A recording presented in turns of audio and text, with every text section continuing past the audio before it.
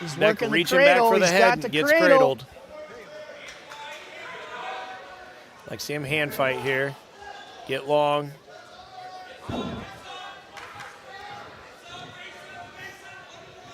Jonah's got a 4 count. Now, if you notice, the official just now given the back points. When the person comes off of their back to their belly, that's not necessarily when they get the back points. See over on mat 2, when they come out of the pinning criteria and they let go of the move, that's when the back points are awarded. Correct. Adam, can you give us an update on the MOAC scores? I sure can. They should be just about near the end of their tournament. I expect Clear Fork to win. Yeah, Clear Fork has some outstanding wrestlers. That young freshman Oscar at 138. He's unbelievable, He's phenomenal. Gorman champion as a freshman. Clear Fork starting to pull away with it a little bit. 191.5. Galion in second with 170. Ontario 154. Highland at 145 fourth. Marion Harding 137. Pleasant 98. Shelby has moved out of last place at 95.5. Slight lead over River Valley with 90. And that's nice we're able to give those scores, provide those scores. And you're broadcasting again 5-6 hours. You'd like to think Jeremy Peoples is doing that for us, but who knows?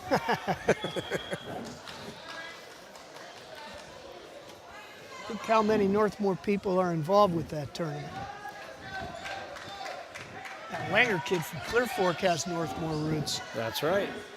AJ Wanger, Northmor grad, is his father.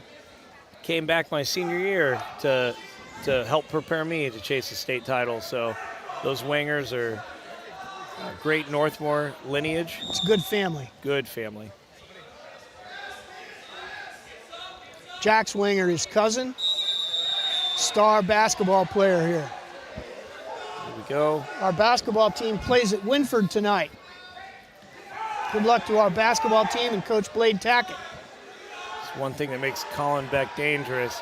He likes to ride the legs, but he gets in a situation where he gets high. He's going to pin himself. Potentially dangerous.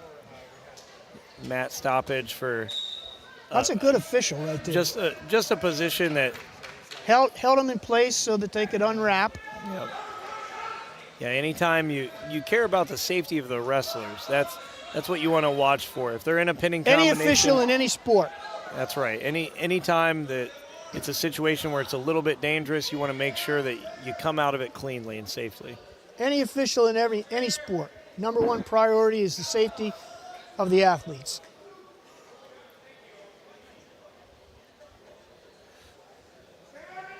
Now the first caution. You know, this is grueling to be an official in this tournament. With just The no implications well, of- think about it. There's no breaks. They're literally running 7 rounds with one 10 or 15 minute break.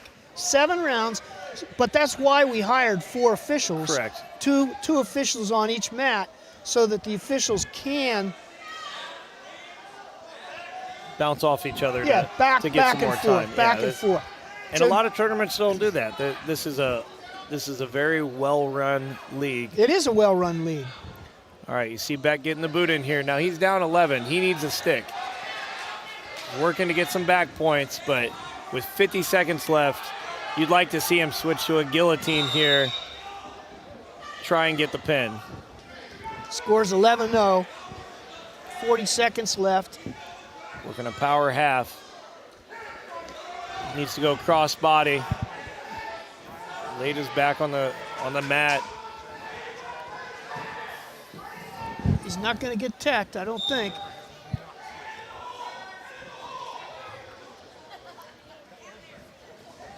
Over on mat 1, we got another Centerburg wrestler. I'd like to see Against Beck go to Elgin. summer camp.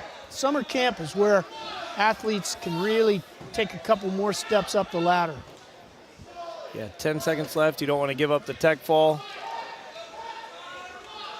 There's the 2 swipe. It's going to end up being a tech. Right at the buzzer. Right at the buzzer. Great job, Jonah Gribbins from Centerburg. Senior trying to move into position to where he could potentially chase that league title and beat Colton Long, senior from Elgin. That'll be a good bout. Next up on mat 2. We have state runner-up Chris Marshall from Centerburg. Yeah, another. We're only 1 round away. Another Loudonville wrestler. Give us the Loudonville wrestler's name. This will be Brady Smith, a junior. He is the number 3 seed, so this should be an interesting bout. Obviously, that's a tough mountain to climb to upset the state runner-up. Nice fireman there by Marshall. One thing that sets this young man apart, when he hits his firemen, be it inside or outside firemen, he has a great ability to make sure that his hips come out on top and he gets backs. Well, this match isn't going to last long. Boom. 32-second pin for Marshall.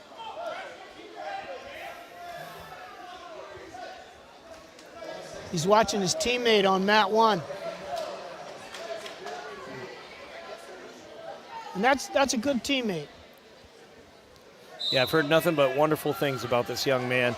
I'm sure he'll be wrestling somewhere in college in the next year.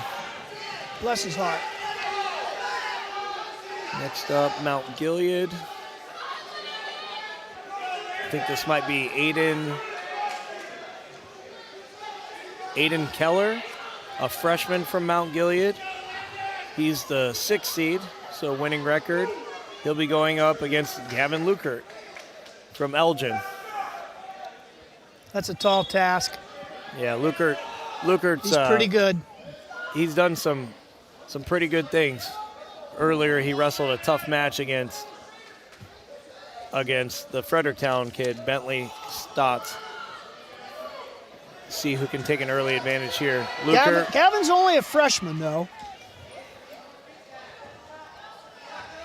Lukert gave up on the takedown and then just stayed in a bad position, opening the door for Keller to capitalize.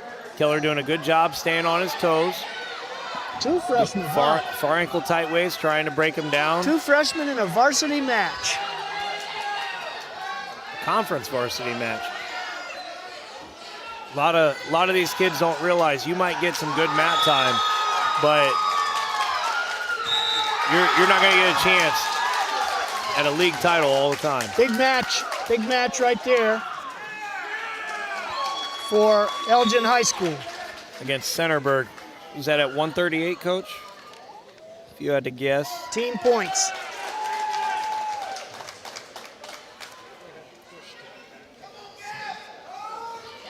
Let's see, maybe that was...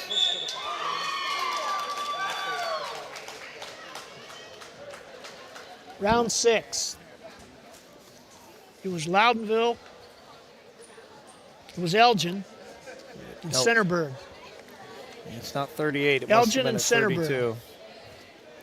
Yeah, it was Braxton Vernon of Centerburg against Elgin's Landon Schrader.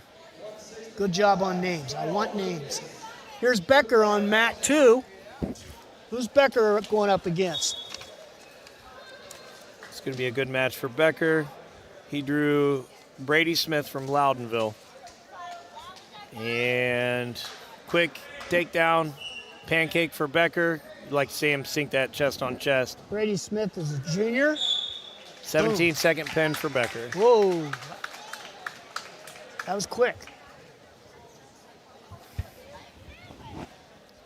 15 seconds or under gets you in the record book at Northmor. Yeah, Becker's, of course, he's not trying to play around here. The record book is maybe 50, 60 matches long. Yeah, with quick pins. We should have a little bit longer match here at 150 with Sean Walker. Correction, at 157, Sean Walker from Northmor. Now, I think this will be a quick match. He'll be going against Danville. This is a young lady. Ricketts from Danville. This is a young lady from Danville, Maslin. A freshman, young lady, Maslin Ricketts. She's the 3 seed, so. Yeah, this shouldn't take long. Good job getting a stick, 10-second stick for. 11 seconds. 11 seconds. Yeah, those. No.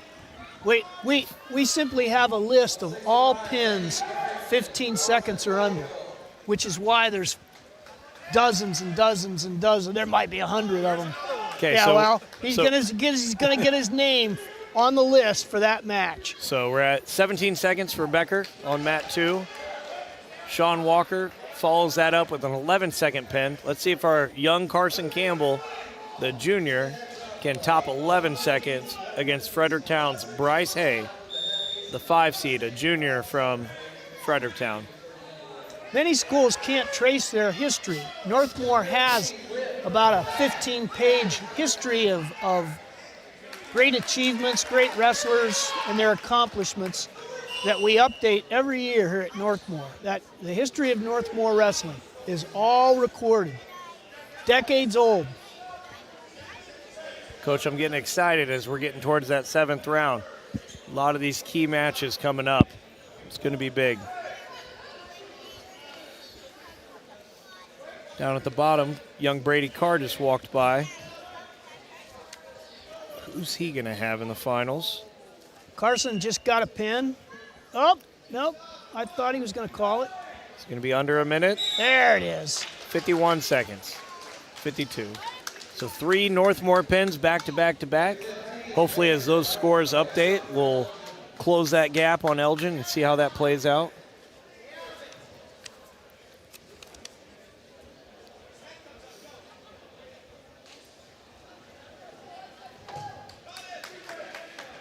I think we're sending some junior high wrestlers to New Lexington tomorrow. I hope that tournament still happens.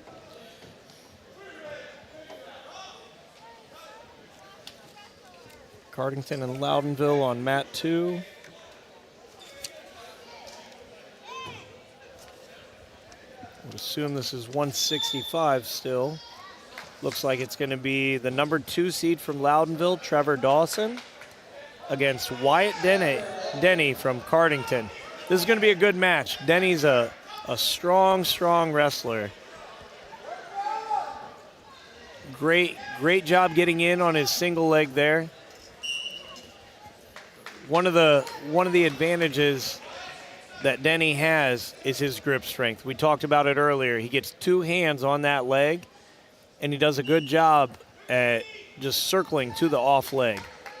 Here as he runs that power half, he's doing a good job staying on his toes, keeping constant pressure on Dawson's hip. This would be an upset. Dawson, the 2 seed, Denny, the 3. Dawson's going to draw, because it is a round robin, Carson Campbell from Northmor in the next round. So that's mission impossible. Yeah. Campbell is a legitimate contender for a state championship in his junior year. Northmor could have as many as 3 in the finals potentially this year with Amons, Becker, and Campbell.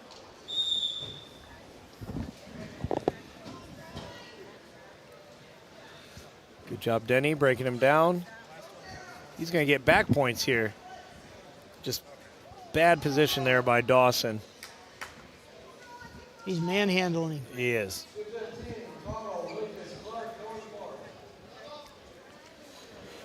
going to be tough to bridge out of that. All right, and a pin by Wyatt Denny.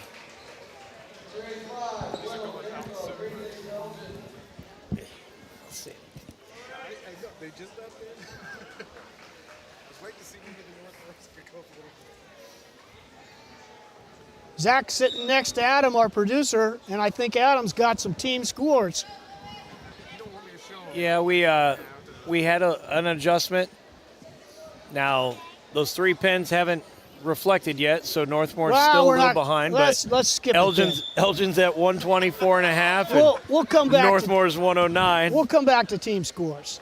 For those that of you that don't know, when somebody does the cut thing, they're trying to say move past it, but that's okay. We'll update the scores now and let you guys know we're coming from behind. You know, I don't know that. I mean, Elgin deserves some respect here. They do. They're wrestling a phenomenal tournament, and you got to show up and wrestle. They have a lot of guys in these weight classes, and they're projected to place in just about every weight class. So when you fill every weight class and you're placing in every weight class, you've compiled a team that you deserve to be competitive. But what a thorn in our side. This is their That's fourth what year we're in a really row saying. to win this league. But we're not afraid of competition. Bring it on. They're the Kansas City Chiefs of the KMAC. Everybody roots against them. Their coach is a nice guy, He though. I is. like Levi. He's fantastic.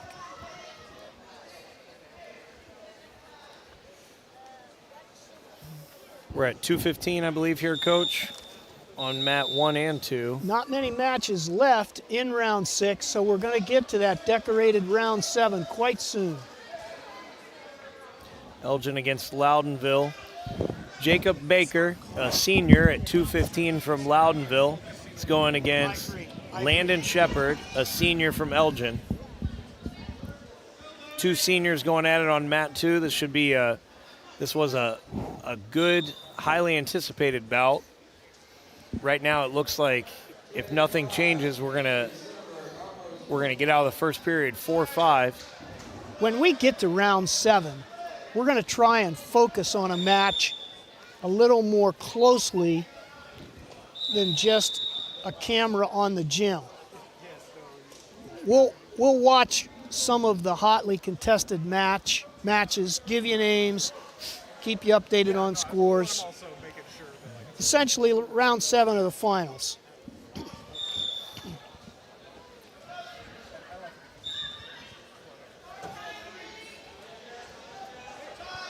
Now over on mat 1, what weight class would you say that is, Coach? Fredericktown against Cardington? Oh, I'll say 150. I don't know that. Yeah, they're a little bit behind on that, Matt. And they're not announcing.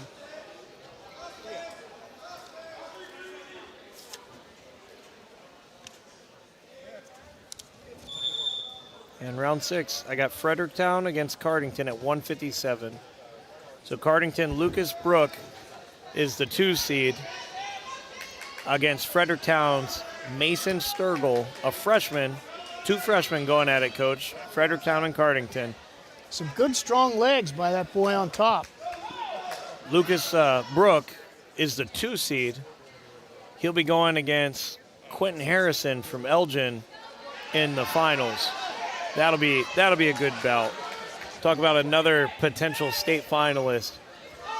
Quentin Harrison out of Elgin. He's legit. As you see him sitting on the side watching the match. He does his research. That's good.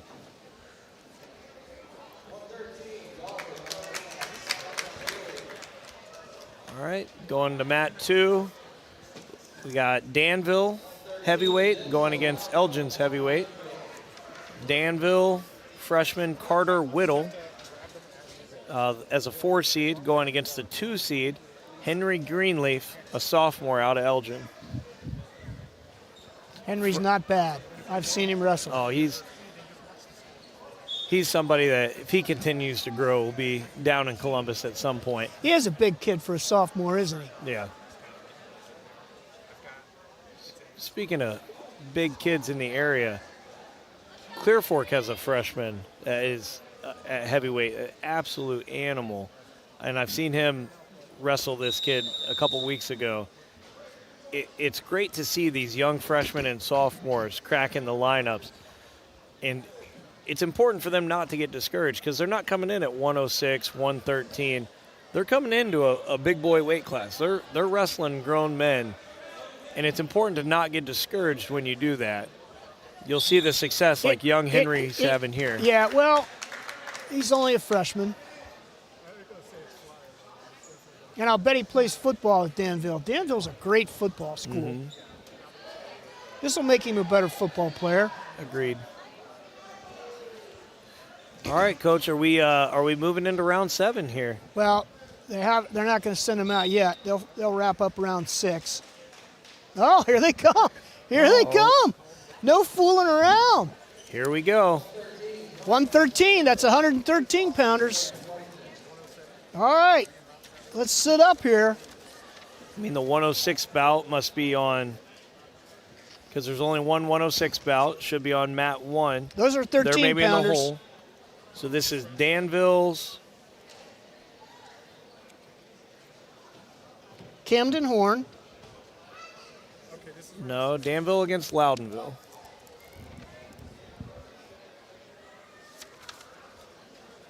Round 5 had 113, 150. This is them later. This is their round 6. Okay. Oh, because of the time. This is still a round 6 match. Yes. Gotcha. Okay. 4 of us, we figured out. Great job by our producer explaining to us that this is actually a round 6 bout between Camden Horn. I knew he looked familiar, Coach. He ended round 5. He was the first match after the break. Camden Horn of Danville, the freshman, is going against Wyatt Denslow, freshman from Loudonville. So fantastic job by our producer. This is the 4 seed against the 6 seed Our on mat 2. producer's got ears with that front table. He uses his resources. Now that's definitely round 6 on mat 1 there, Coach. What are we looking at? 215, Cardington against Fredericktown. I'm watching Camden Horn. I bet this Cameron's probably got more announcing time than anybody else. He just is in the right place at the right time.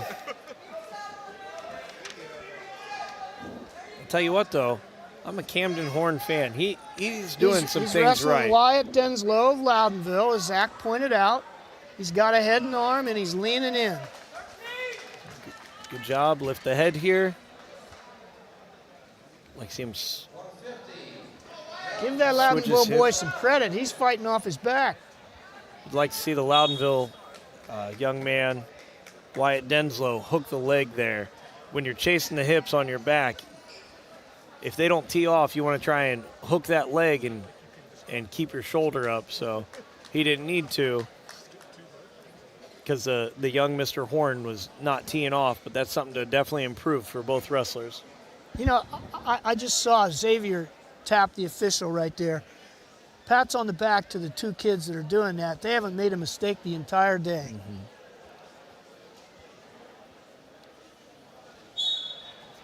They're watching the clock, tapping the official.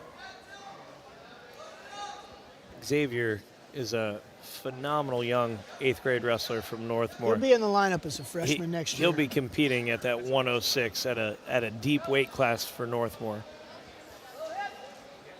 Well, we could be really tough next year at lightweight.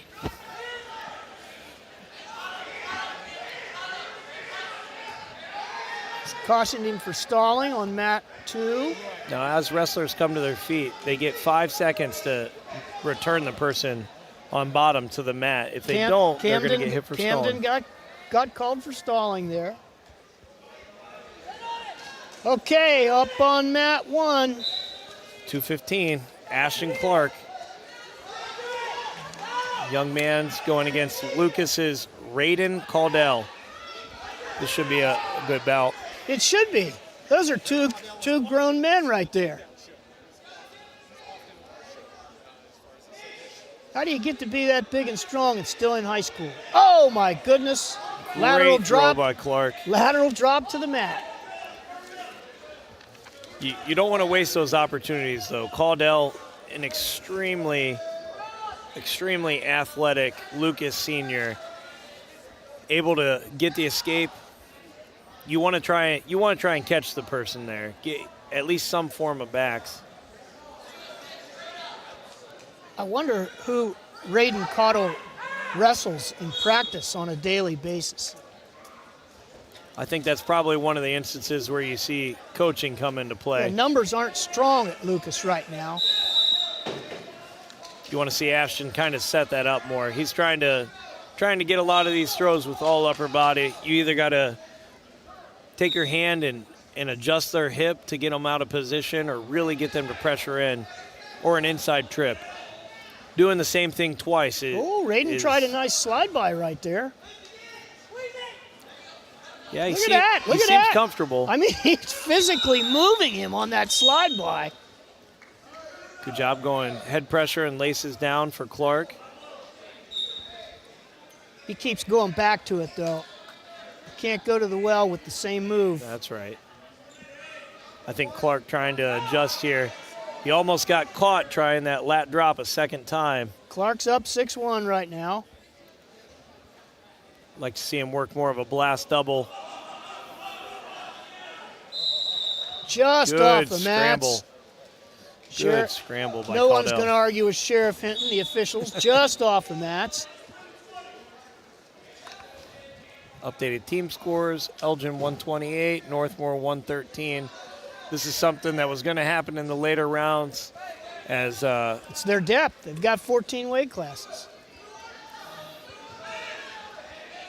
short time, 1 second left. Great job by Clark not giving up that takedown. Caldell scrambling, trying to step over the leg.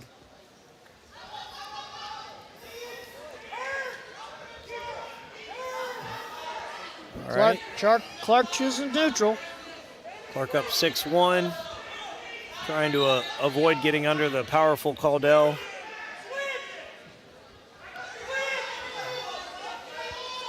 All right, now Clark's up 6-1 here. Nice oh my ankle goodness, pick. that Is he was a gonna get nice back? ankle pick, wasn't it? That He's trying to leave the. He's going to want to look at that tonight on film because that really was pretty. Good job controlling the wrist, keeping him broken down.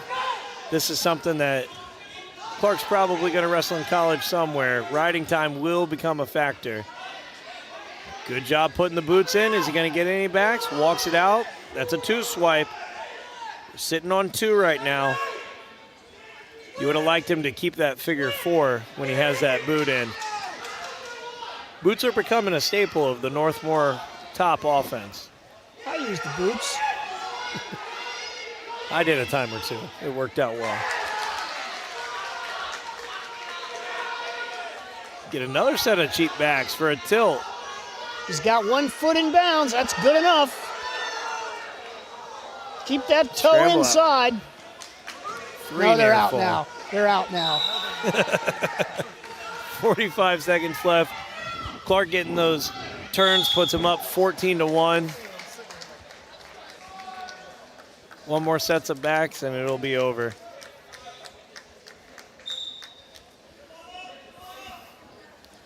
Interesting enough on the brackets at 215, they don't have any of the seedings.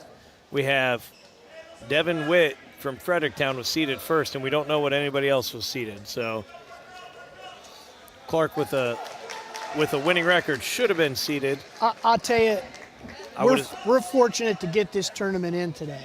Yeah. Given the weather and the difficulty we had getting everybody here, sometimes without school buses, just parents driving, we're fortunate to get this tournament in. If you haven't heard yet, our grade school tournament for tomorrow has been canceled. Please spread the word on that. All right, 14-1. Where do you think Caldell's going? Now this has got to make Northmor a little bit nervous. You don't pick top unless you know you have something in the kitchen. Clark, good explosion at the beginning, but you got to chain wrestle. Got to clear those hips, get a couple moves together. Nice switch. Good switch, and that's a tech. Clark with a tech fall over what I'm assuming Raiden Caldell was the 3 seed. He's a good sportsman. Good match.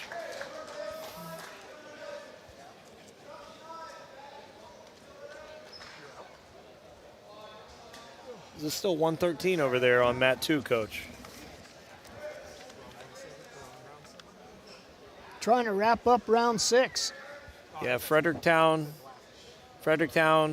against Mount Gilead. Mount Gilead's Jaden Simon. Here comes Nick Armrose going against a Centerburg heavyweight. Centerburg heavyweight name is Brody Andrews, a sophomore. It's going to be a good match. Everybody at heavyweight, just so the people back home know how deep this is, every wrestler at heavyweight had a seedable record. So in the KMAC, these guys are going against other top athletes around the state. Nick doing a great job, getting a quick takedown here. There's Rob Hamilton down there taking pictures for the Morrow County Sentinel. See if Nick can elevate and get the stick. Good 27-second pin for Nick Armrose. And that'll be Nick's last match of the night. He'll get a bye in round 7. He's had a good day. He's had a real good day. Yeah, I think for a light heavyweight. Yeah, I think that put him in 3rd place. I think so too. I think he went. Cody Mimer from Mount Gilead will go against Henry Greenleaf of Elgin, and that should be your first second. He's had a good day for a light heavyweight, a real good day.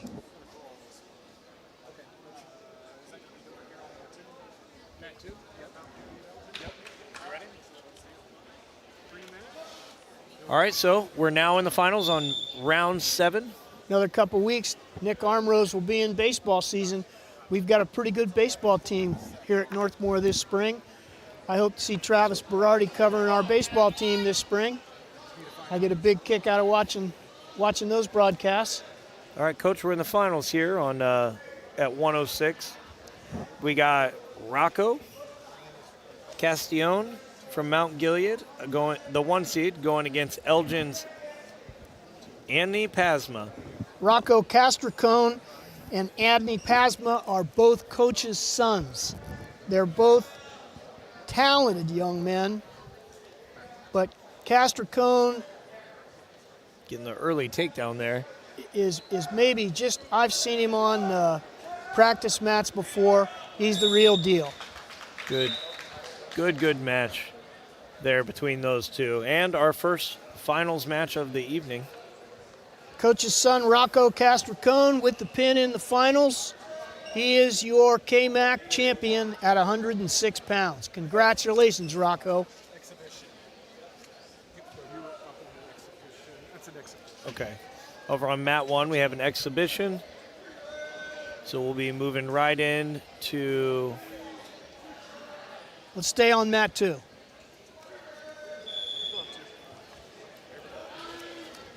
Quick takedown for Fredericktown. Wrestling Danville.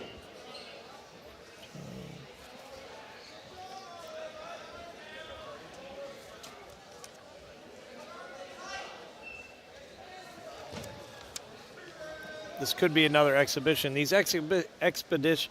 Thanks, Coach. The exhibition matches are throwing things off a little bit. We're running a couple to get some of these guys a little bit more mat time. Nothing wrong with that.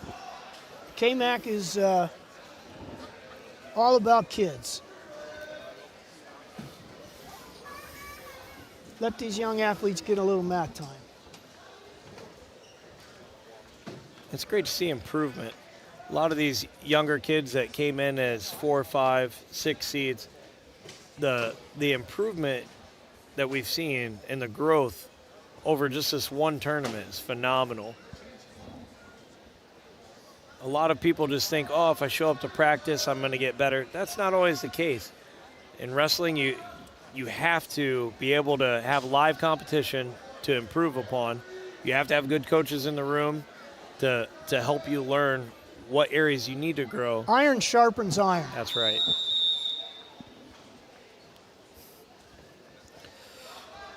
Updated team scores. Looks like Elgin's at 132, Northmor at 120. Then third place, Centerburg 60, Loudonville 51, Cardington 39, Fredericktown 28, Mount Gilead 27, Lucas 11.5. We have East Knox at 7.5, or Blake Elliott at 7.5, and then Danville at 6.5. Once they give placement points, Yeah. Blake Elliott's placement points are going to zoom East Knox up. Right now, They just haven't given placement points yet. Team Elliott is leading Danville by 1, so we'll see if his first place finish is enough to propel them over Lucas and Danville potentially. When you're in a bracket tournament, you can give placement points much earlier than in a round-robin tournament. Well, and it also hurt him being only able to get 3 matches, where some of these other brackets, they're getting Correct. 5 or 6 matches. Correct. Still have not seen an overtime match all day. All right, we're over here back at 150. Ryan Parsons will be going against, it looks like Loudonville. On the bracket, it shows, no, it's Elgin. So is this round 6, Coach? He's going against Elgin's Gavin Rhodes, the 1 seed. So young Ryan Parsons, the 3 seed, going against Gavin Rhodes, the senior from Elgin, which is the 1 seed. So we do have a mosh posh of round 6 that we're still trying to get through at 150. The time constraint. I believe that means that on mat 2, we're watching Danville against Cardington. Should be Cooper Baldridge against Logan Young. So It makes it difficult to follow when you're bouncing back and forth, but that's what happens in a round-robin tournament. You're bouncing back and forth between weight classes. Right now, you're looking at a 150-pound bout on round 1, on mat 1 rather. how tough is this task that young Parsons has? He's the 3 seed going against the 1 seed, Gavin Rhodes. Gavin Rhodes wrestles every day Quentin Harrison, who is going to be competing for a state title here in the next coming week. To answer your question, you'd like to give him a puncher's chance. Yeah. Good job hip whipping, getting his hips up. He's digging that leg out.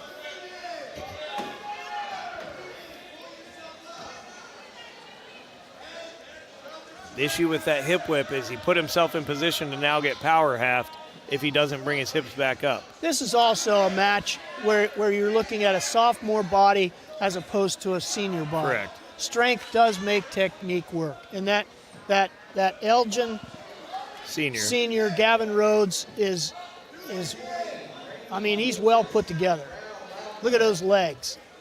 Look at those arms. Short time, 17 seconds left. Ryan doing a good job trying to get through to the second period.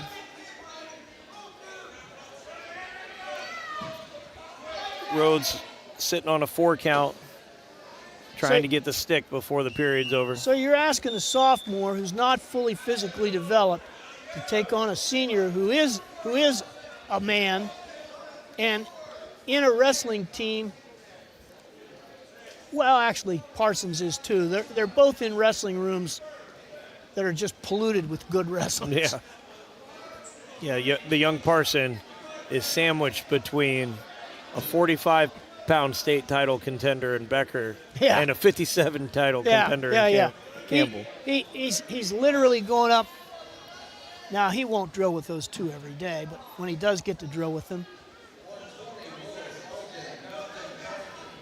I don't mind that at all. Getting a caution, trying to time the whistle. You get 2 free cautions and you don't get to take them with you, so you might as well use them. that's exactly right. Nothing wrong with jumping the gun once. There's no penalty point. Second period. Parsons on bottom. We're resetting for the clock. See what breakdown Rhodes goes with here. Just inside. Little mat return. Good job. Parsons clearing his hips. Doesn't a gym look good with wrestling mats in it? It does. Huh? I mean, think about it. Parsons holding on to that leg there. He's going to get butchered, and it does. The hoops are up and the mats are down. Up to your feet. Good job working inside. Good inside trip there by Rhodes. Just when you think Parsons got to his feet and was out, Rhodes stepped in and got the nice inside trip.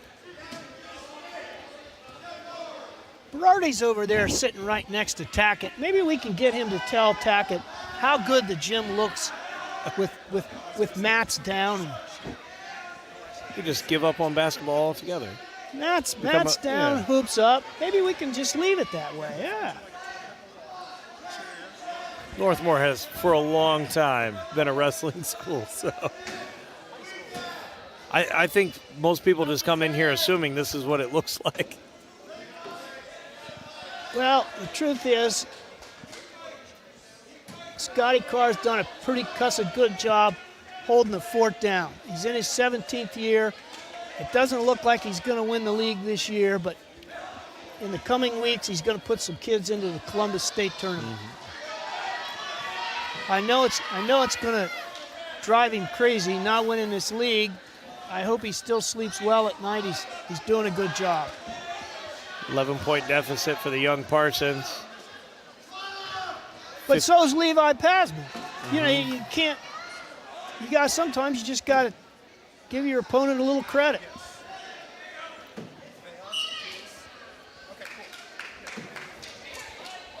Four seconds here. This is where heart comes in.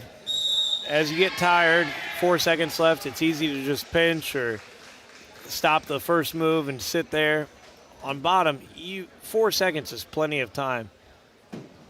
I think Brian Baldridge went out of bounds with, 7, 8 seconds? And he knew he needed one to win. He ended up throwing the kid to his back to win a state title. That's a true story. One of the best endings to a match I've ever seen. Brian Baldridge, God bless your soul. Down one with 8 seconds left. He doesn't go for the tie. He slung him to his back. I think the match was tied. Was it? He was down one. Were we down one? Yep. We'll stick with that. It's a better story. It is. Brian in the Northmor room pretty regularly, making those kids better. Worked a standing switch, if I remember correctly. Mm-hmm. Stood up, turned in, and then slam. Literally laterally. Whoa, that's not what you want to see. It's a competitive moment, but you got to know better than to bring somebody up, lift them like that. Yeah, I hope he's okay. And slam them to it. I hope he's okay. Oh, my goodness. He got the wind knocked out of him, at the very least. I mean, even if the Gavin didn't come down on top of him, and that's the trainer out there now with Coach Carr. I think he just got the wind knocked out of him, and I hope that's all. Yeah, the Elgin wrestler Rhodes. It was a slam. Came down on top of his. Like if it was just coming down, it would probably be the wind knocked out of him. Give the official credit. He called it right away. Oh, yeah. And the Elgin coaches knew it. No one's arguing it. It's not looking good.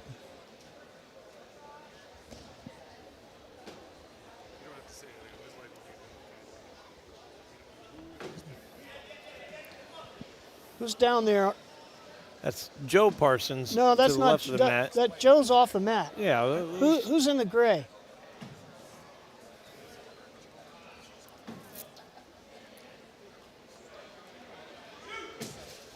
They haven't moved the young man yet. No, that was a rough hit. I don't think it was anything dirty. He just made a mistake. Well, I think it came down to a mental mistake. You got to know not to slam somebody, but he was way ahead too. Yeah, he was ahead 11-1. He made He made a terrible mistake. When you slam them and bring your body weight He's going to onto lose the their match. chest. He's going to lose the match on an illegal move. Parsons cannot continue. He's going to lose. The Elgin boy's going to lose that match on an illegal move. That is a shame from both perspectives. Yeah, I know they've both been really looking forward to that match, and it was a hard-fought bout. I just hope Parsons is okay. He hasn't moved. I'd like to see him move something. I originally thought he just had the wind knocked out of him, but you can tell how distraught the Elgin boy is. See him?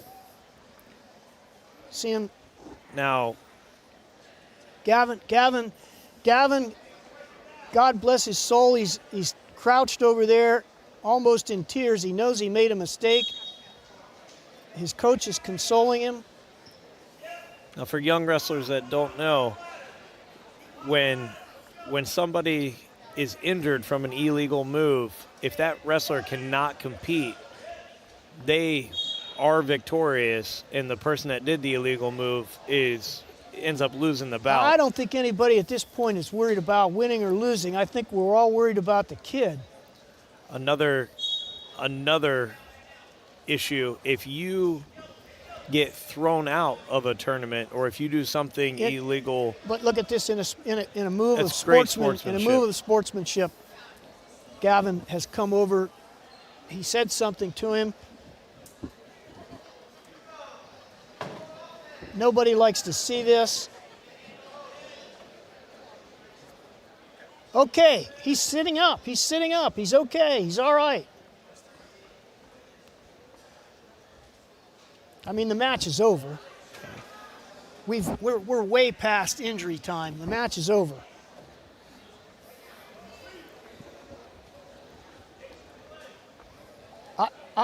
I don't know what happened to him, but I think he's going to be okay. Yeah, no, it was. Look at him shake hands. That's good to see. That's good sportsmanship by the young Rhodes and Ryan Parsons. I feel for both wrestlers. Hey, I hope Parsons is good enough to wrestle next week. Well, Ryan Parsons, again, as we might not be in the lineup because he can't win a wrestle off against the kids in front of him. Yeah, he very competitive kid.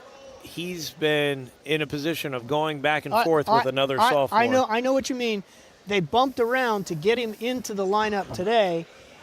So because he's such a good wrestler, you can't. Well, it's hard to keep him out. I hear you, but it doesn't look like he's in a position to wrestle next week.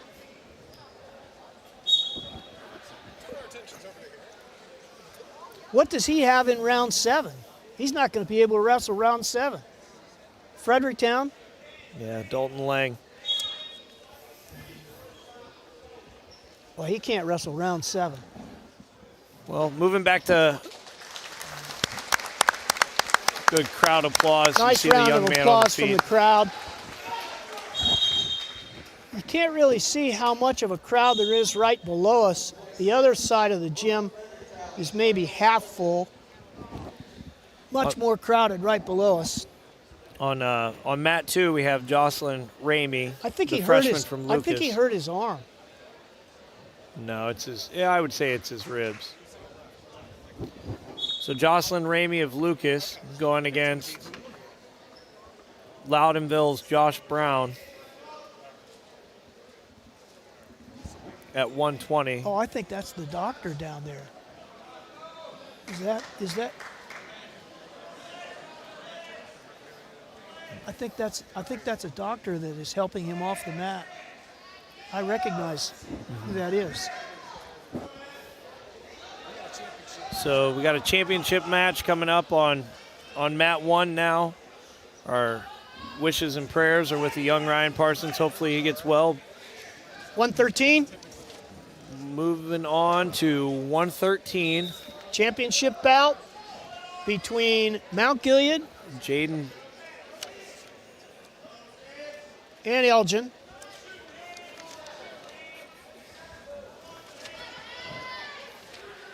No. This is PASMA. This is the PASMA. 106 match. This is PASMA and Castricone. That makes more sense. At 106. These two are probably both good enough to go to state. This is PASMA and Castricone right here in front of us. Castricone, a sophomore from Mount Gilead. Coach's son, PASMA, freshman. 106. The 2 seed from Elgin, also a coach's son.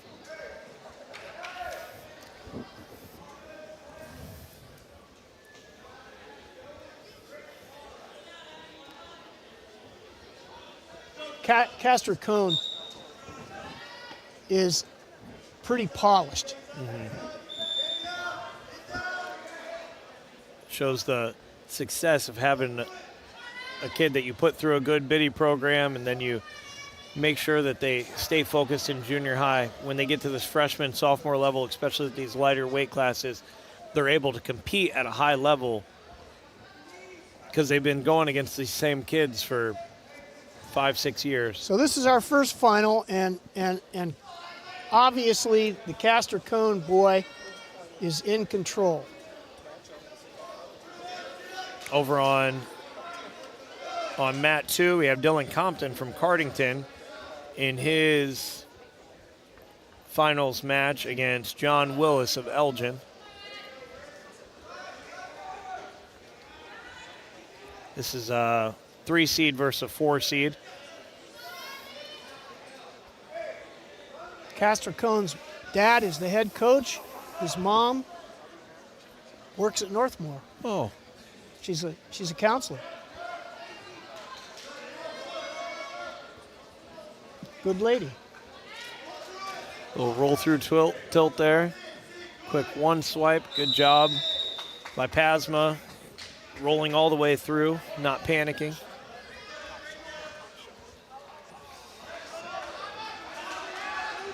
See Ethan Amons there on deck, ready for his finals bout at 120. That'll be a good match between him and Noah Matthews, sophomore from Centerburg. All right, second period. Let's see if the young PASMA can dig his way back from a 6-0 deficit.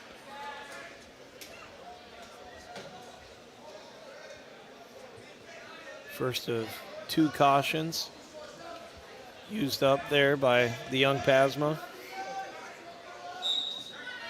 Great movement off the bottom. Yeah, by Rocco. Rocco is pretty polished for a lightweight. Like to see him get his forehead off the mat there.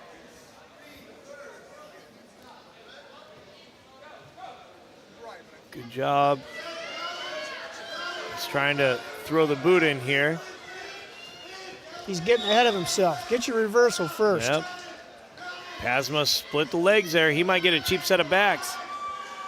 Got to capitalize on those moments. If you're chasing a shot of making it to the show, you don't get those every Rocco match. made a mistake there. He was going for the home run, and he should have just gotten the reversal. But I stand by what I said. He's a pretty polished wrestler for a youngster down there.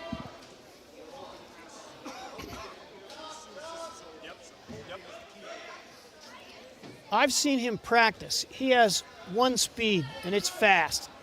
That was fast. That was a just hip movement to create space for opportunity. He's on top now, 8-0, with 1 minute left in period 2. After this bout, we're going to see if we can get you an interview, see if we can find some of these phenomenal wrestlers here that we've had at the KMAC. Well, that's what we got to get Berardi working, huh?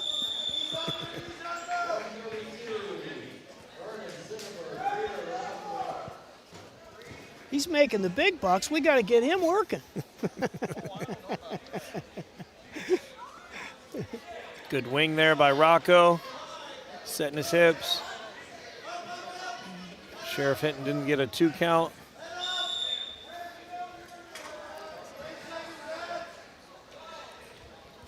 And we're at the end of period 2 with, there's 6 seconds left, and we ended up with a potentially dangerous situation. So they'll bring them back to the center of the mat, the 10-foot circle. Good opportunity for PASMA here. A clock stoppage like that, 6 seconds. We've spoken to the importance of moving with short time. Who's our bopper on mat 1? That's Bryant Morris. Bryant Morris, a young freshman coming in this year, first-year wrestler. He's competed at a relatively high level. He, over the summer, was at every open mat. He's done a good job bopping all day long. He hasn't made one mistake. Let's give him a little shout out. Good job, Bryant Morris. All right, Rocco, good job getting to his feet quick, setting his hips in. Rocco's just way too much. You'd like to see, there he puts the boot in. Great way to capitalize on that switch. Anytime you can hit a switch, if you can use that opportunity to put the boot in to ride legs at the same time. We're going to have some hotly contested finals, but this one is not one of them. He's way too much. He's a load.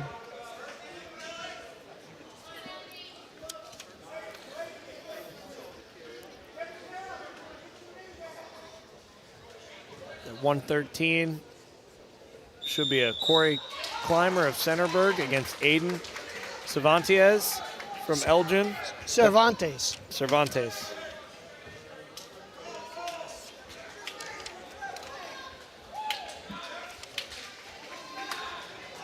It was a good bout.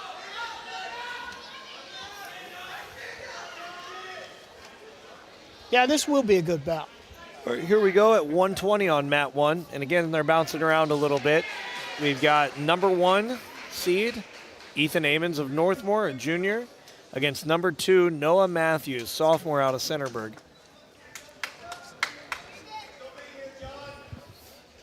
When I think of how Ethan Amons wrestles, it's just, the word that comes to mind is slick. He has a smooth way of wrestling, and Older brothers Austin and Dylan. both outstanding Northmor wrestlers. We've had a lot of good brother acts down here through the years. I'm thinking about names like the Denmans, the Hemmingers, the Baldridges. Now we've got the Beckers, the Golics, the Amons. The Amons have just added their name to the list. A lot of good brother acts. Good chop there. Almost got some cheap tilt points. The Golics were fun, weren't they? They're Shout out an interesting group. Shout out to the Golic boys. Still enjoy seeing them and talking to them. Right now, Ethan Amons is ahead 3-0. He's gotten the takedown against the young man from Centerburg, Noah Matthews, sophomore. Now, one thing that Amons does a phenomenal job, if you watch, he's constantly keeping that shoulder pressure down. When he breaks somebody down, he's not letting it go. He's got a great attitude. He believes he can win. I like that. In every match, he's confident, for sure. Confidence is not a bad thing. No. He's not cocky. He's confident. Exactly. J.C. Gorman finalist this year. Here he goes. Keeps that leg laced. It's a very underrated top position. If you can lace that leg and keep their hips broken down, you're going to win a lot of matches. Position, position, position. It's like real estate. What's the most important part of real estate? Location, location, location. Well, it's the same way in wrestling. 2 seconds. It's all about position, position, position. See, an understanding of the time he had. Noah did a great job getting to his feet, trying to scramble there at the end. Ethan took advantage and just dropped down to an ankle and waited for those last 2 seconds to run out. Like Castricone from Mount Gilead, though, Amons is just a load. Oh. He's way too much. Not taking anything away from young Noah Matthews of Centerburg, but Amons. Oh, here we go. Leg riders, you always got to be careful. Throws the boots in. Now you'll see Noah's getting high here. He didn't figure forward when he had it, and it was easy for Amons to dig out. Amons goes and he's stuck. Amons goes and brings his hips up. Amons knows what he's doing. That's mat presence right there. That was mat presence. Nice job, Ethan Amons. Congratulations. MOAC, nope. MOAC scores, you got any? Let's see what we can pull up here.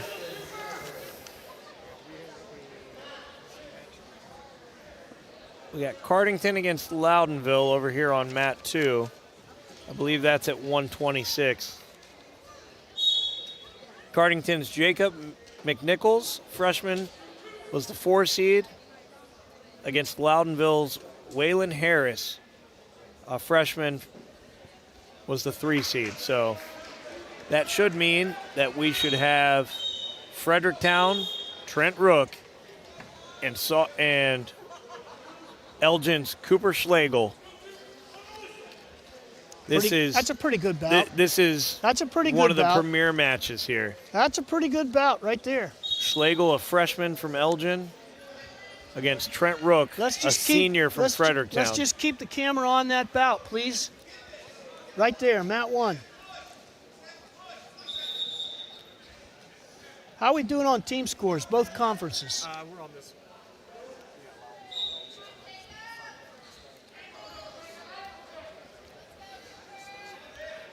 Good job, neither wrestling, getting out of position. You're looking at a freshman versus a senior, and that freshman isn't the least bit afraid. Let's see Rook go to the other side. Good job. Hitting a semi-slide by there for Schlegel to get in on that single. Maybe he runs the pipe there and is able to climb the body, gets Rook to belly out. Good first takedown for Schlegel. Freshman just took down the senior. He's up 3-0. Good job putting the boot in. Same thing, he's getting a little high here. You'd like to see him work more cross body. Cooper Schlegel, people, remember the name. He breaks him down. He's trying to run a power half. You like a power half from the same side or the opposite side?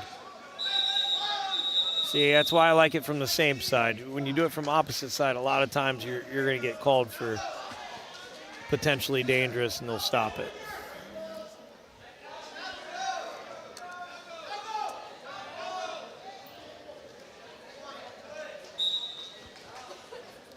Let's see if Schlegel will put that boot in. Maybe, yep, put it in on the right side this time.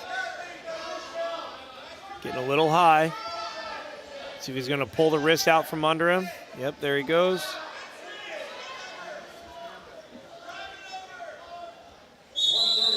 Schlegel very comfortable in that position. Even though he got out of position, he felt good, felt safe.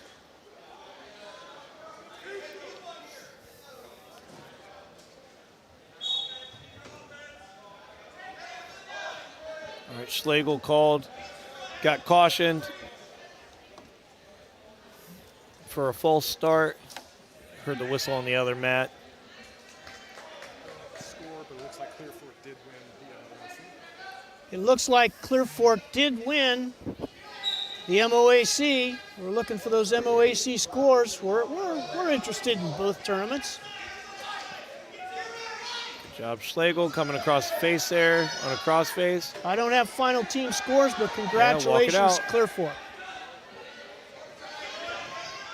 Tell you what, I'd like to see some of our Northmor leg riders check out Schlegel's crossface. That's brutal.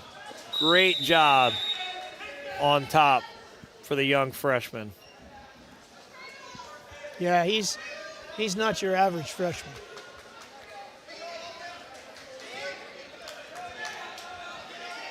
Fredericktown chooses neutral to begin round 2. Trent Rook chooses neutral. Let's see what happens. All right, good level change, decent setups. You'd like to see better penetration there. Schlegel just staying in a good stance, lowering his level and not letting Rook get underneath. Control that 2-on-1, but he brings him right into it. Schlegel runs the pipe, climbs the body. Textbook. All he's got to do is pop his head out here, and there's his 3. Yeah, as anticipated, Schlegel's kicking him. He's gonna play takedown, and I don't blame him. Both takedowns have just been too easy. He's gonna wrestle this match on his feet. I think we're gonna get to see a little of every position here from Schlegel. I imagine he's going to take bottom in the third. We'll see. You know, the senior's probably a little stronger than the freshman, so maybe that's good strategy for the freshman to wrestle it on his feet. Yeah, he showed a great aptitude for his setups here. He capitalizes a lot on a reshot. Elgin put on fresh singlets, didn't he? Well, when you're back-to-back-to-back KMAC champions, you tend to want to look good for the finals. This is their 4th straight KMAC championship, assuming they can pull it off.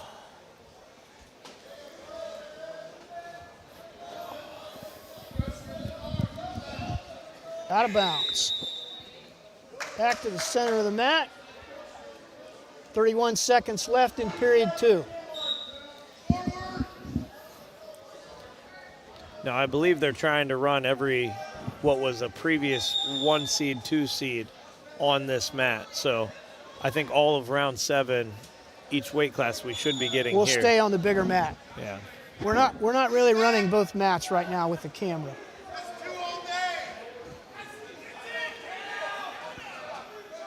Elgin wants the takedown, but it's not there yet.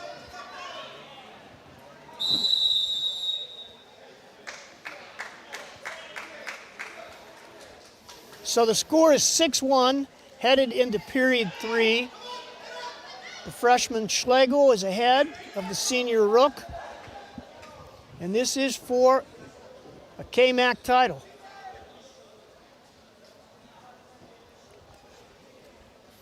Two minutes left. One of these young men is going to be a KMAC champ. Well, as we've talked about several times today, winning the league is just something more special than winning a tournament in Marion or Bucyrus or Mansfield. It's a league title. It's a morale thing.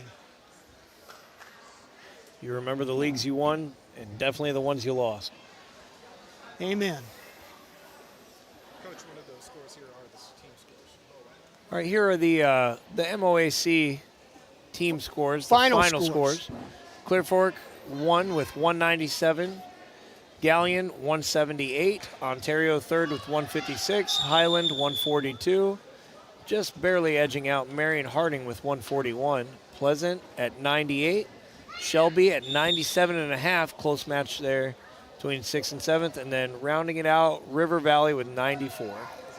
Well, I'll tell you what, in Marion County, I've seen years where River Valley ruled, Marion Harding ruled, Pleasant ruled, but let's face it, right now in Marion County, Elgin rules wrestling.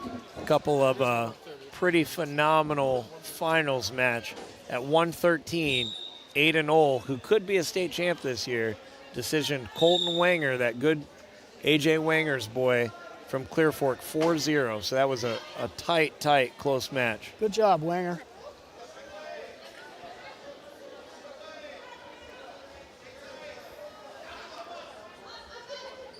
Anthony Oscar got a pin in the finals in 104. I think he'll be a 4-time league champ. What do you think, Coach? I'm concerned about Jax Wanger, to be honest about it. I love that kid. Jax is arguably one of the better basketball players on our team, and he's been injured the last couple of games. I wonder if he's going to play tonight. We should ask Berardi. He'd probably know. He knows everything. He's in the locker room, right? He's in the locker room right now. 120 left in the third period. You got to think Rook's got to be thinking he needs to kick him here soon, right? Honestly, He's losing 6-1. It's just not going to happen. I mean, Rook can still meet almost all of his goals, but he isn't going to be a league champion. As The a senior. Schlegel kid is legit. I mean, we're talking about a freshman in high school, and he's up 7-1 on a very accomplished senior. This senior went to state last year. Trent Rook went to state last year. He's certainly good enough to get back there this year. Don't Trent Rook. And he's going to face this kid for the next 3 weeks. He is. 30 seconds left. Trent Rook do not feel bad. You're a returning state qualifier who's fully capable of being on the podium this year. So let me ask you, Coach, 30 seconds left, you're down 6. Do you go for the big move, or do you say to yourself, I'm going to see him next week? Get him next week. He did get a takedown there, so the match looks a little closer. The score's going to end up 7-4, but it wasn't really that close, was it? No, it was 8-4. It wasn't. Yeah, it wasn't that close. Pretty one-sided. All right. They'll battle again. They'll meet again. Next up, Brady Carr. We got Brady Carr at 32 against another Elgin kid, Landon Schrader, sophomore from Elgin. This is a big match for Northmor. Yeah, this will definitely have team implications. Well, I don't know that this is a big match from the team implications because I think Elgin's, they won by like 70 points last year, 50 points the year before that. Yep. I think it's going to be closer this year, but this is a big match for next week. We're going to do an interview right now. So we're going to turn this over to Travis Berardi up on the stage. Now that some of these kids have finished competition, we're going to have Travis interview them.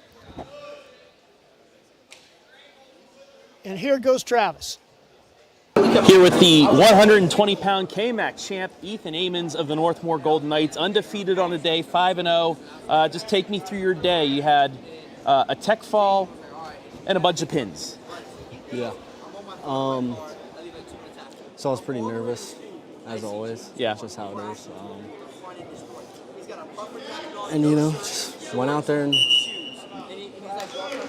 had my matches, I guess. Yeah. Coming in, you were the #1 seed. You know, only a junior as well. Just how has this season progressed for you, your junior year, as, you know, you came in the #1 seed, now you're KMAC champ? It was pretty stressful at the beginning. Some bad choices made on my end that took me out of the season for a little bit. So I started late, and I had Cohen always in my ear telling me, hey, you're behind, you gotta catch up. Yeah. And winning this is big to me. Yeah. Because it's just KMAC, I mean, it's our league tournament. Yeah. So.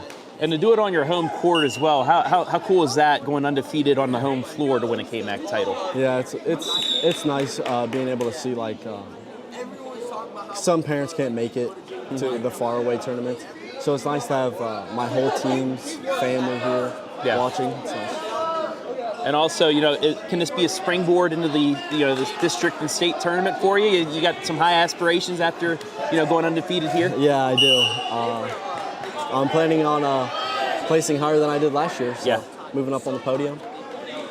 It's my goal. All right. Lastly, as always here on the OH Report, if you'll look into the camera up there, give as many people you want to shout out, go for it. Cullen Becker, Austin Amons, Zach Zolman, Coach Carr,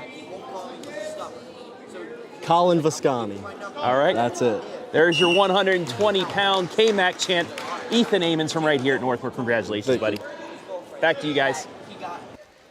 I will echo Colin Viscani. What he just said speaks to what we were talking about earlier. It takes a village. Colin Viscani is one of those unpaid coaches within our system that just shows up and helps kids out in a variety of ways. I've seen him coach grade school. I've seen him wrestle the high school kids. Colin Viscani, I can't say enough about you. Again, like Ethan said, shout out. Shout out Colin Viscani. For a lot of these young guys that are just going through the Biddy and junior high program, they might not realize, but there's some of these practices that Northmor has where there could be as many as 10 returning state placers in that room just teaching, just giving back. Our wrestling room is something special. It literally, I've seen collegiate wrestling rooms that weren't as nice as what our administration has provided us, and it is filled with accomplished wrestlers. If you want to get better, show up. Yeah, I remember one practice specifically that we had this year. Well, you're one of them. You're one of them in there. Where we had between the coaches and the people coming in, no less than 30 state tournament appearances. I mean, that's just insane. Oh, wow, that was a brutal takedown. That was physical. Did you see that? Yeah. He turned him over and pinned him. Landon Schrader gets the pin off of a sloppy pancake. Rough day for Brady Carr. God bless him. I got to get him back down to 126 and get his head right. All right, well, here it is.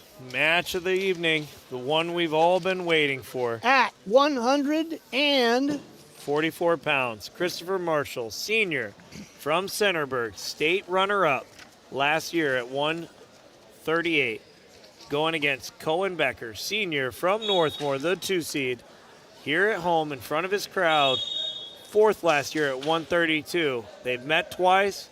Becker's won twice.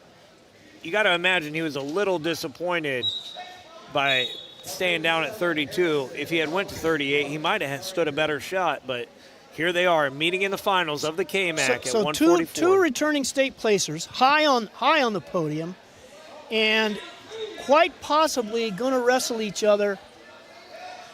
This is a sectional finals, a district finals, and potentially a state finals I mean, match. it's they'll probably wrestle for the next 2 weeks in the finals, but possibly in the finals in Columbus. Great low single there. A deep shot, but Marshall is an accomplished athlete who scrambled out of it. Having watched Marshall wrestle a couple times this year, he seems a lot more comfortable here at the 144 than he was at 150. He's cat quick. He wrestled at 150 the majority of the year. This is his first tournament going down to 44. Becker's cat quick too, though. Yeah, this is a great bout.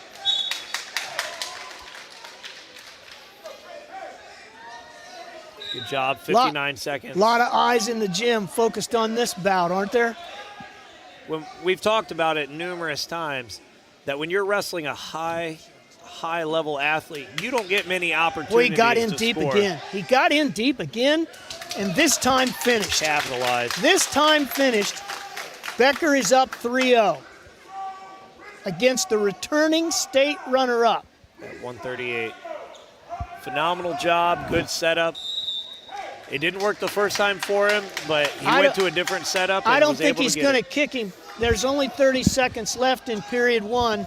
I expect this to be wrestled on the mat. Yeah, look at the eyes in the gym watching this match. 20 seconds left.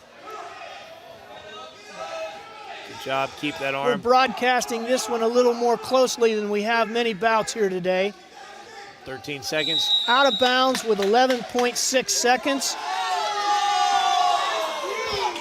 Stalling called on Becker. Just cautioned.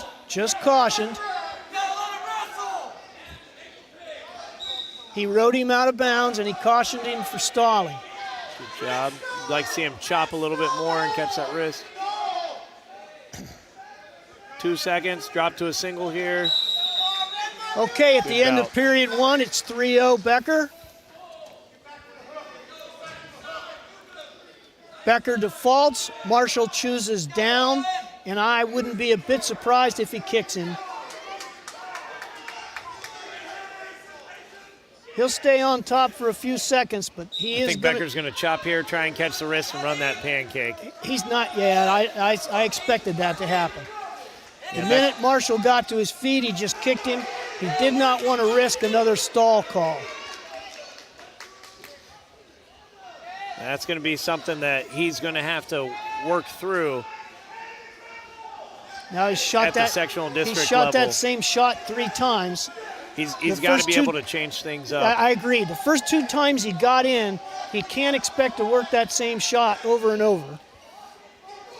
He's keeping tight above that elbow, trying to dump. Like you see a nice little sucker drag here. Like you said, Becker is cat fast. You'd like to see him sucker drag and try and get into a scramble position. He was a state placer in track. Numerous events. I think he's placed in the 4x4, the long jump, and the He's been all state in football, open wrestling, and track. Becker has.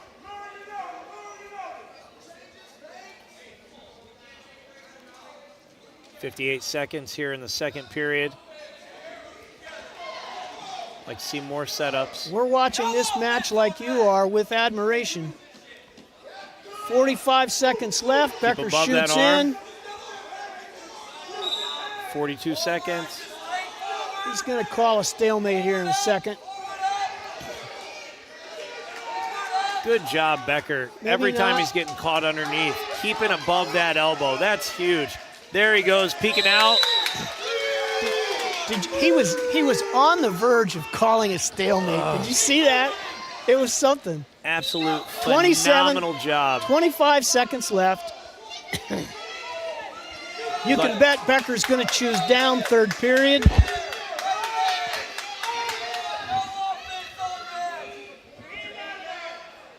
Ten seconds.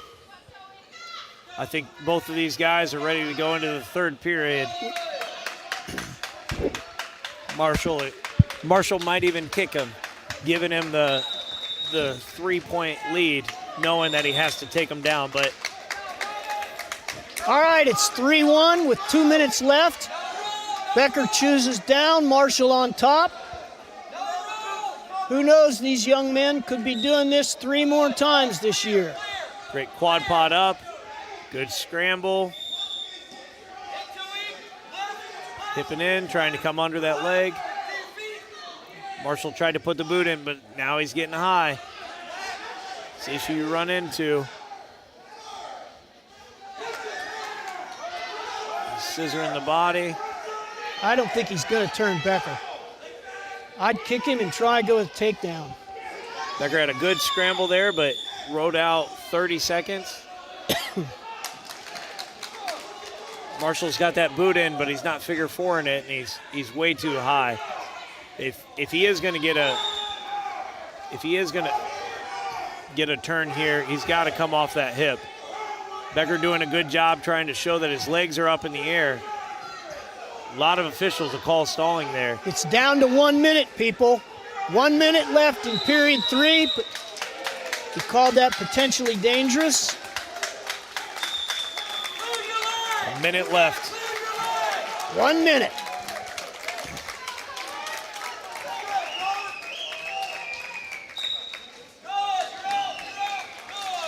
Okay, we're going to wrestle this final minute on our feet.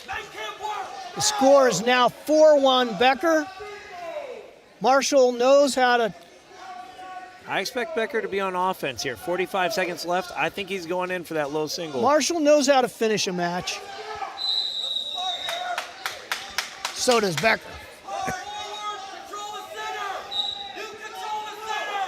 Listen to the gym.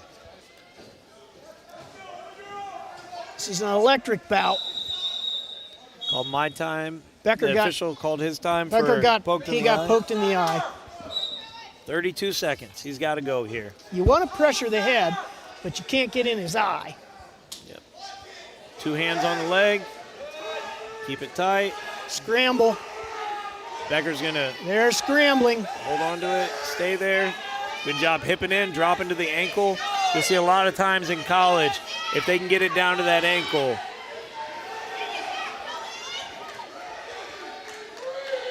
He's called the takedown. We are tied. The overtime First match. overtime of the The evening. overtime match is now going to happen, people. Absolutely It's 4-4. phenomenal job. 4-4. They put a minute on the clock. 25 seconds left. Becker's been hit for stalling once. Not a factor now. He's looking to end it with a takedown. This is not going to factor into the team score. This is for personal glory. And neither of these guys have committed to where they're wrestling next week, so this is a factor for two seniors chasing a state title. Deep shot, Two deep hands shot, on it.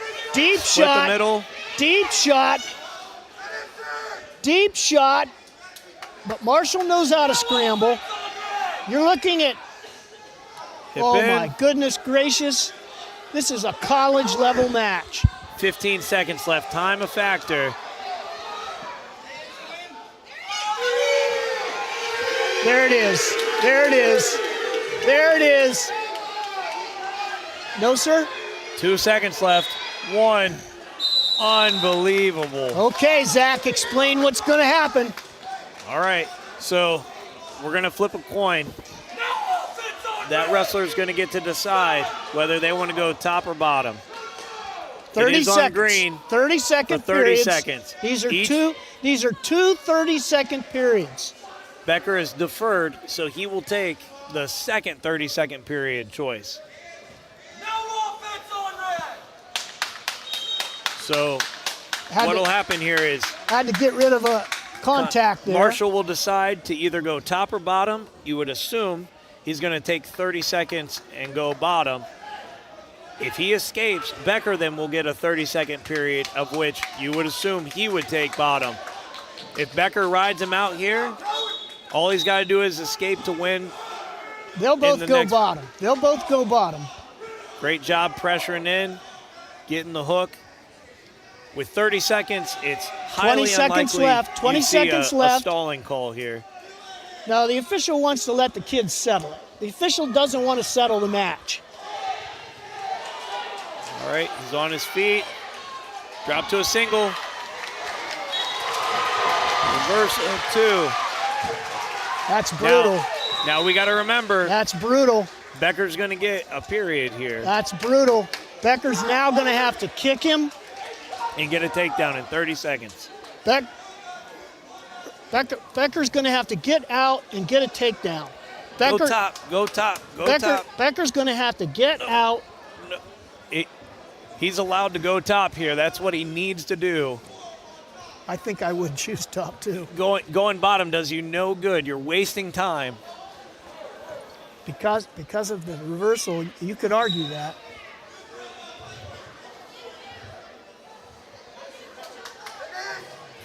Here we go, dump it. He's got to score here. He needs a takedown in the final 15 seconds. Stalling red. Caution red, caution red. He Like- pushed him out, he pushed him out. Potentially a shot off the whistle There are 12 here. seconds left. Becker noticing that Marshall's right foot is on the line. Look for him to step up with his left foot, lower his level, and do a quick shot off the whistle here. 12.7 seconds left. The score is 6-5. Centerburg. And that's the way it's going to finish, 6-5. There's 1.7 seconds left, not enough time. Hard fought match for these two seniors. Got to put 2 seconds back on the clock here, but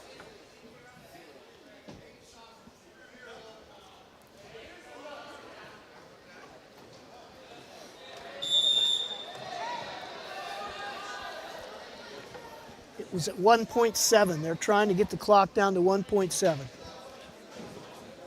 And let me tell you, that guy running the clock is very good. That's Jeff Whistler. He runs the clock for the J.C. Gorman every single year. yeah, shout out to Jeff Whistler. Outstanding job helping out here at the Northmor tournament. Northmor couldn't run these tournaments without guys like him, so we appreciate Jeff Whistler and everybody else that Amen. contributed. Amen.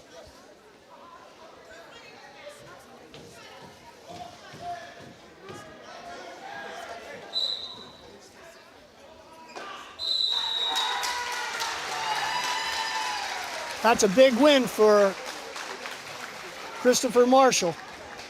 First time he's ever beaten Becker.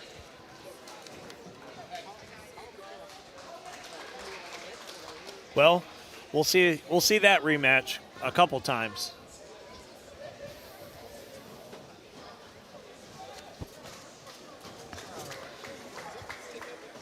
All right, moving on to Just not Northmore's day today. 150. Looks like it should be Loudonville against Elgin. Now we got Centerburg.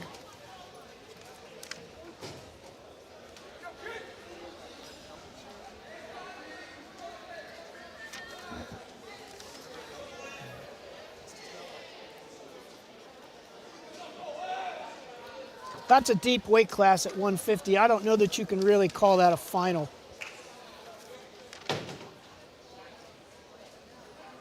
Yeah, I don't think this is 150 though. This is going to be 144. Just another bout at 144. Yeah, it's Gavin Lukert at Elgin against Brady Smith of Loudonville.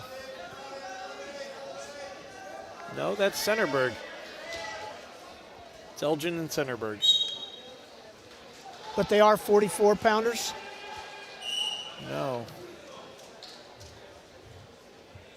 I wish the scoreboard could tell us the weight class. No, that's not exhibition.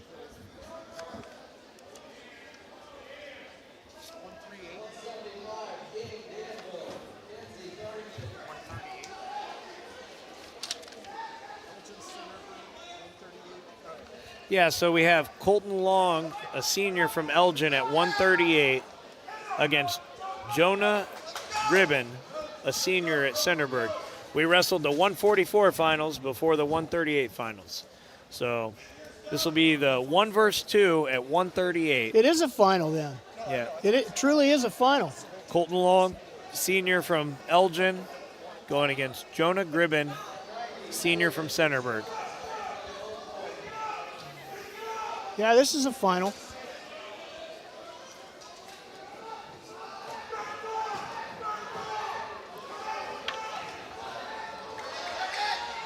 He's got him on his back.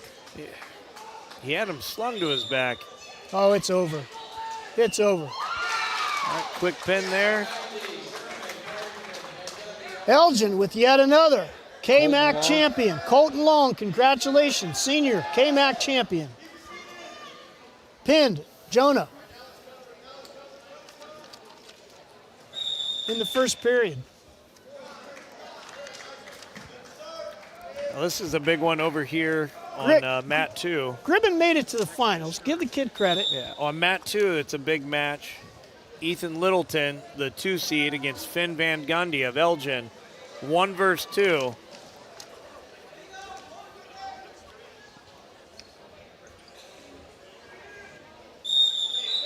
Wow, this final round's moving right along, isn't it? It is. Yeah, Finn Van Gundy, a sophomore from Elgin.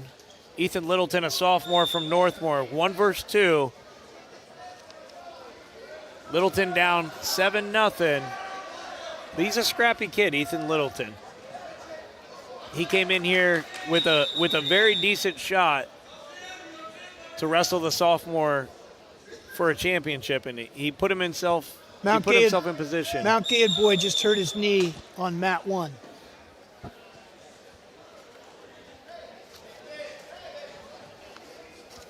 He's taking the headgear off.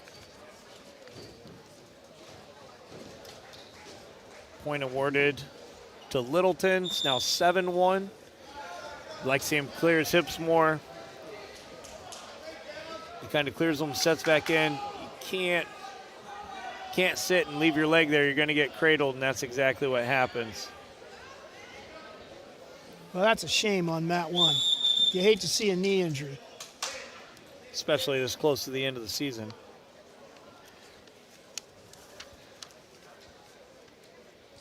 It might have been a pre-existing injury because he took that headgear off pretty quickly.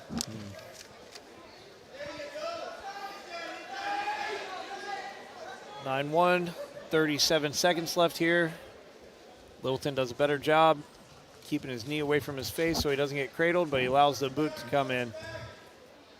I'll tell you, Coach, when they put boots in, That's a bad position to be in as a bottom man. You're almost always looking to restart somehow. Littleton hipping in, trying to get a quick reversal.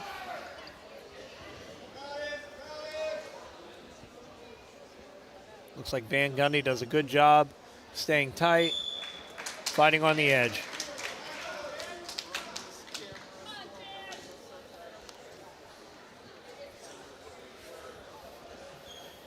Van Gundy up 9-1. His choice, he chooses down. A lot of these same teams, these kids are going to see each other for their go-to-district match. Not everybody here is going to be a state qualifier, but this is a prime example of two guys that could be fighting it out to make it to districts. But they're only sophomores.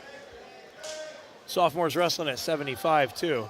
That's not an easy weight class. Bowl him over right there. Just got sloppy. Littleton will be going back down to 65 next week. Well, they helped the Mount Gilead wrestler off the mat. God bless him with that knee. He's over in the bleachers at this point.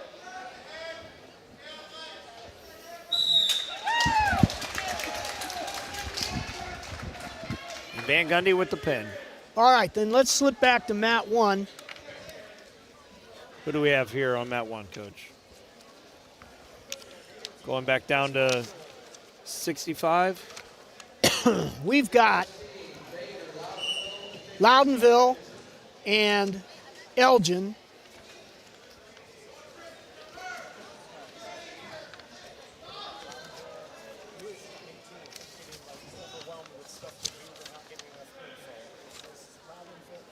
Loudonville and Elgin.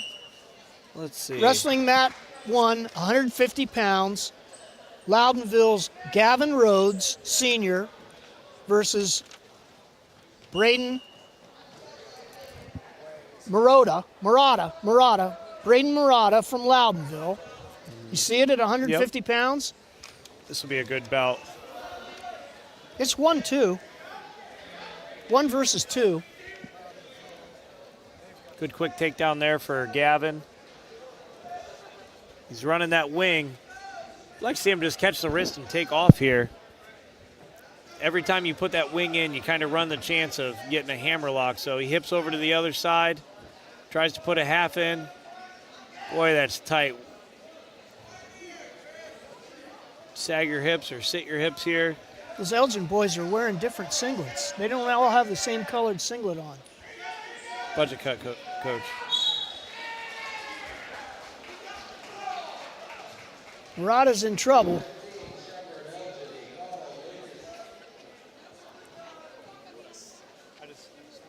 Yes, I was going to say, we're about to have an interview with Chris Marshall here. Okay, we are going to break away to Travis and let him do an interview. We're all interested in hearing what Marshall has to say after that big win at 144 pounds. So here we go. Travis, take over. Back here with the 144-pound KMAC champion, Chris Marshall, the senior from Centerburg, in what was so far the best match of the day. You were down in the third period, you come back, force overtime, and then you win it in double overtime. Just take me through everything that went on, especially late, to tie things up and then force overtime and win it. I knew he likes his low shots from space, so I knew if I kept a hand on the ground, and I knew that I've been hitting the weight room, so I knew that he couldn't compete with me in strength. So if I kept the hand down and countered his shots and took it to the third period, then I know I could have the match in my hands. Just how's it feel, KMAC champ? It feels good, but I'm looking for bigger and better. Yes, Moving you are. on to next week. You know, you made a nice run in the state tournament last year. Just expectations to win it all this year? Definitely. Yeah? Yeah. Lastly, you want to look up at the camera? Give anybody a shout out you want? Go for it. I'd like to shout out my wrestling partner, Braxton, my coaches and my teammates for supporting me, and my family. All right, there you have it, the 144 champ, Chris Marshall. We'll be back in a moment with our next champion as well. Thanks, Chris. You're welcome. Wonderful interview by Chris Marshall. Fine young man. But wow, he pointed out Becker likes that low single from space, and you can bet Becker heard that interview or will hear that interview and will change his strategy in the weeks to come. If Marshall's going to look for that low single from space, Becker will make some changes. So great interview, but maybe gave away something. We've got another interview for you. We got Colton Long of Elgin. Another interview. We're going to interview Colton Long of Elgin, another league champion. Travis? Back here with Colton Long, the 138-pound champion, the senior from Elgin, undefeated 5-0. Also, a nice match to knock off Jonah Gribben from Centerburg, who was also undefeated. Just take me through your championship match, that last match of the day, that remain undefeated. The only thing walking up to the match that I was worried about was his length. I'm pretty short at 5'7", and he was pushing probably 6 foot, 6'1". So I really just had to stay low and wait for an opportunity for him to stand up. Yeah. How's it feel, KMAC champ? Pretty good. It's my second championship. There you go. Back to back? Yep. Yeah. The best way to go out of your career, at least in the KMAC, but bigger aspirations, state-bound districts, things like that. What do you want to do in the tournament? I hope to at least place at state. I was a state alternate last year, which was pretty unfortunate. I lost my go-to match 2-1, a kid from Garaway. Yeah. So my intentions are to go and place this year. There you go. Lastly, as always, you are looking at a camera up there. Give anybody as you want a shout out, go for it. My mom and my dad for always supporting me, and my coaches for always pushing me to be even better. All right, Colton Long, the 138-pound champion from Elgin. Congratulations. Thank you. Always good to hear a young man thank his mom and dad. Congratulations, Colton Long, KMAC champion. Proud of you, young man. Wrestled well, interviewed well. Now, we're going to put Zach back on the microphone. Zach's doing a good job of telling us who's on what, Matt. Coach is going pretty fast now. A lot of quick pins as we're getting through. Our next bout's going to be at 165. We have another state finals hopeful in Carson Campbell, the 1 seed from Northmor, junior. He's going to be going against Loudonville's Trevor Dawson, also a junior for Loudonville. So these guys... Let's keep the camera on that match. Matt won. That's going to be a good bout for these two. They'll see each other a couple times. If you just look at them, you're looking at a pretty strong Loudonville wrestler. Yeah, he bulls into Carson there, gets him out of his stance, but Carson with a quick reshot. Now I realize Carson is bumped up, so physically he may not look as thick as his Loudonville opponent. But wow, can he wrestle. Yeah, he weighed in at about 159, so giving up probably about 8 pounds here. But good job on a second good deep shot. Carson does a phenomenal job making sure to hook that leg when he's on top to control the opponent's hips. So Trevor is a junior, like Carson, is in his right weight class, 165. Again, Carson is bumped up a weight class. It's always nice to win a league title, but when you bump up to help the team and win a league title, you feel pretty good about it. Great kid, great family. Great good butcher family. there. You'd like to see him get more on his toes or sink his hips. Make small adjustments, see if he can get the stick. It's over. It's over. He is a pinner, isn't he? Boom. First period pin in 1:10 seconds. Carson Campbell, KMAC champion. We'll have Travis interview him within the next 10, 15 minutes. Carson Campbell. I was told that was just an exhibition. That was Carson Trevor Dawson of Loudonville. He's a 165-pound champion. Yeah, Campbell beat the 2 seed Trevor Dawson. That was a good match. Let's see who they're sending out next. Looks like we're back up to Is that Jack Van Gundy, 190.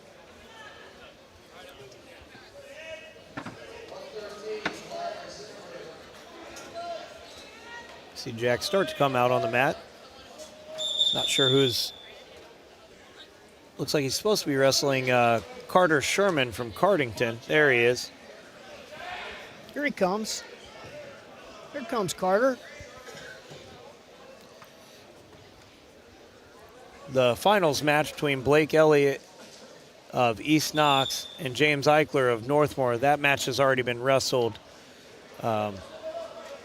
East Knox got a champion out of that with a tech pin in the early portion of the first period. So let's see if Carter Sherman of Cardington and Jack Van Gundy of Elgin can make this an exciting bout for third place.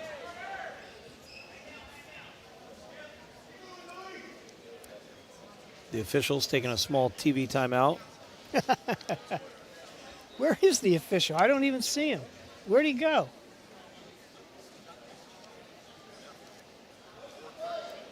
There's no official at all on that one, and we've got two. There he is. There he is. Might have been a quick bathroom timeout. Well, Coach Hinton was off to the side explaining a rule to another wrestler. So okay. Great job, Sheriff Hinton, making sure that everybody's on the same page, but going that extra step to teach and coach. He's a good man, isn't he? Phenomenal job by all four officials. There comes our other official. That was a bathroom break.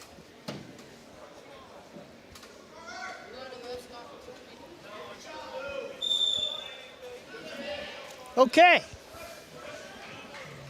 One more time, introduce our finalists. We're at 190. It's going to be Carter Sherman, sophomore from Cardington-Lincoln, against the 3 seed Jack Van Gundy, junior from Elgin. Very unique, different wrestling styles. Jack Van Gundy, very good at getting that overhook and kind of dumping an outside fireman. Also does a good job at controlling the wrist. Sherman kind of keeping his distance, more of a lower your level and blast double kind of wrestler. You'll see him kind of getting in position there, trying to move his opponent closer. That way he can lower his level, maybe drop to a head inside single. Kind of feeling each other out here 40 seconds into the first period.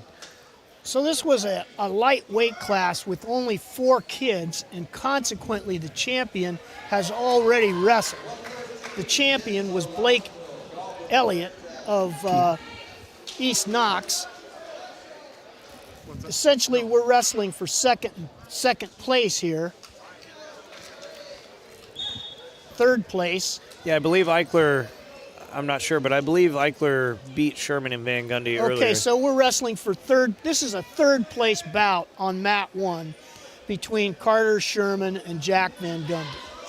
Give you a quick update on team scores. Elgin at 245, Northmor 193, Centerburg 103, Loudonville 88, Cardington 79, Fredericktown 57, Mount Gilead 53, Lucas 11.5, Danville 10.5, and East Knox was 7.5. Once they added those placement points, Elgin just pulled away for the 4th consecutive year.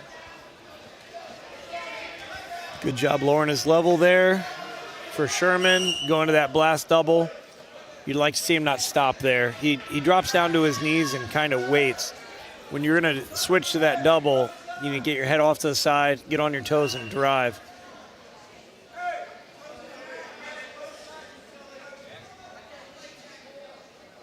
Van Gundy doing a good job pressuring in. If this was Greco-Roman, he might get a point for pushing him out. I love Greco-Roman. They wrestle in the Olympics, freestyle and Greco-Roman. Be nice if there were more freestyle Greco-Roman clubs in the area. I think that would really help a lot of these guys. We used to do that.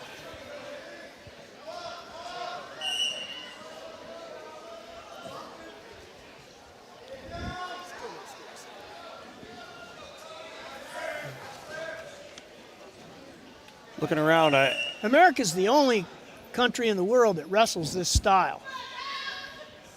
The rest of the world wrestles freestyle and Greco.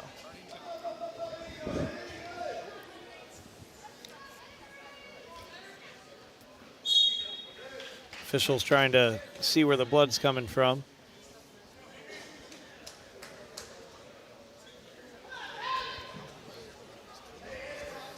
As we wrap it up, I feel like this was a pretty successful tournament. You know, it's tough to broadcast a tournament that goes 5-6 hours, but this one went, I thought we might be done at 3:30 and it's 4:30, but we took that break.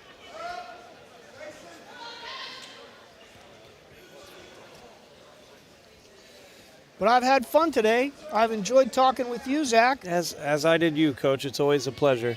You're a plethora of knowledge. The years. I don't know. I know a lot of people that have years of wrestling, and their knowledge is nowhere close to yours. Some people refuse to learn. Well, along those lines, I've told many a young man down through the years when they refuse to learn, good, bad, it's just not good enough. That's right. Good, bad, not good enough, son. Hopefully some of these guys are seeing the light closer to next week's sectionals. These guys are going to have to realize, hey, simple things, the things that you've learned at a bitty level, you can't take breaks on bottom. You got to constantly pressure on top. Hopefully it's sinking into them now as the fear of not moving on to the next week. Because that's finally a point scored halfway through the match on mat 1. Sherman takes a 1-0 lead.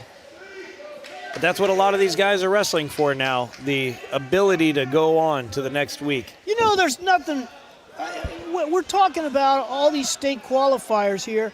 There's something to be said for these young kids that are just aspiring to be a district qualifier. I have nothing but admiration for that goal. Numerous times you see kids that... They're not selling themselves short That's if they're right. a freshman or sophomore in high school just trying to get there for the first time. I mean, you place fourth at the sectional, you're still going on to districts like everybody else. Alex Carroll, a great Northmore wrestler, fourth at the sectional. State runner-up. Fourth at the district and got state runner-up. You never know. Got hot at the state tournament. Another Northmore, but again, he'd grown up watching the state tournament and wasn't afraid of the state tournament. Got to Columbus, fourth in the sectional, fourth in the district, state runner-up.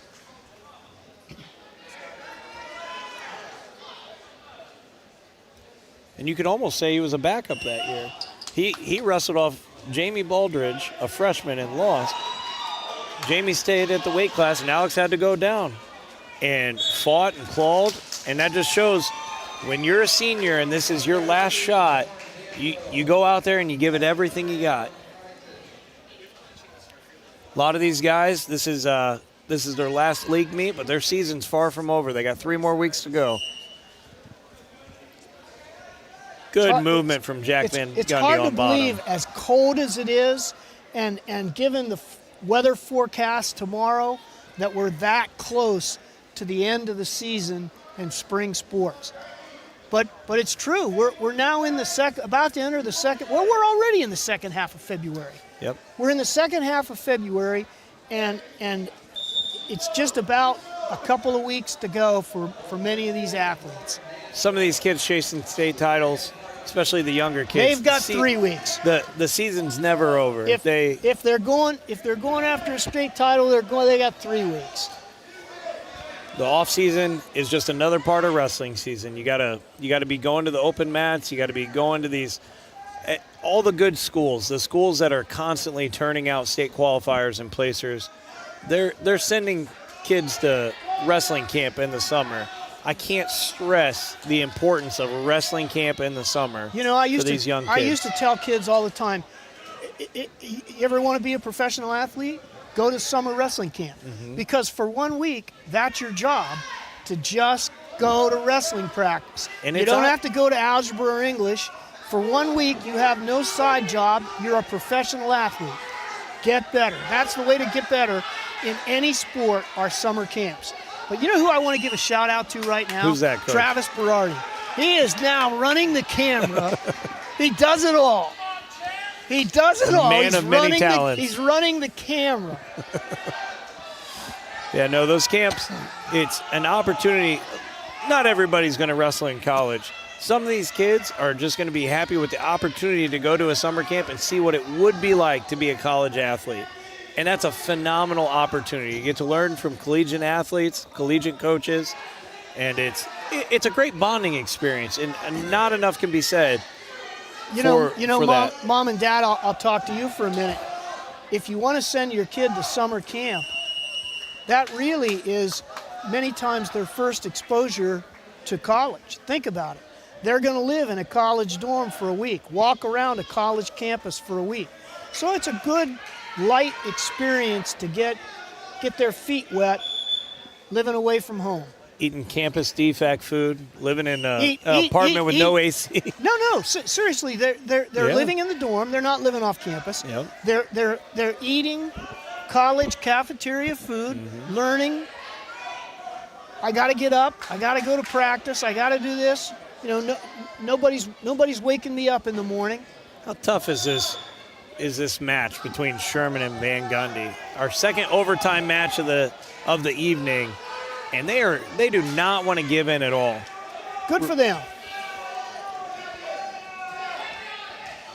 Now, at numerous times, I thought they both could get hit for stalling. Oh, good job lowering his level. You'd like to see him get more of an angle there. 17 seconds.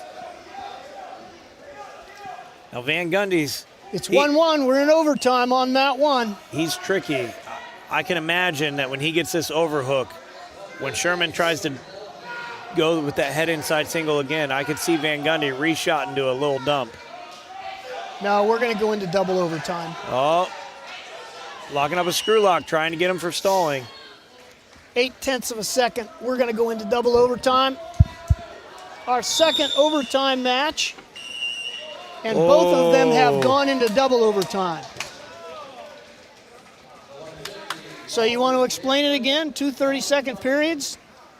All right, Green's going to get to pick first. I imagine they're going to defer. No. All right, Green's going to go down. They got 30 seconds to score here.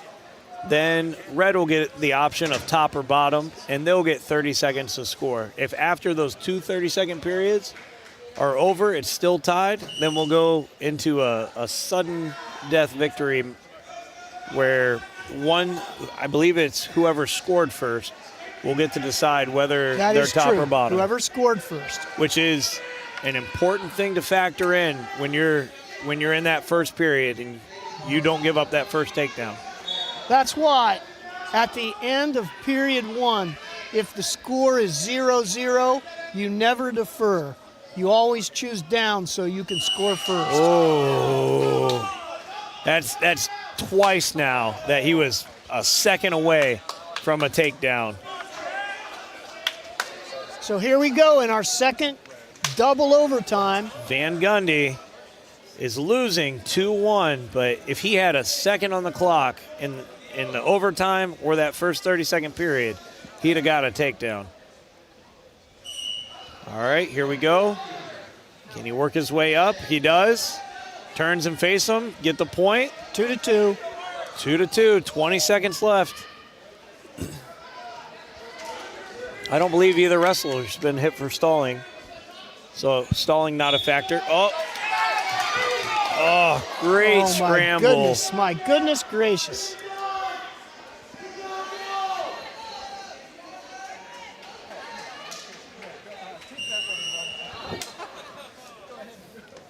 Another good job by the bopper. Those guys have done a good job all day. All right, Green's choice. You would assume he's going to go down here, escape one more time, and it's over. And here's why you want to score first.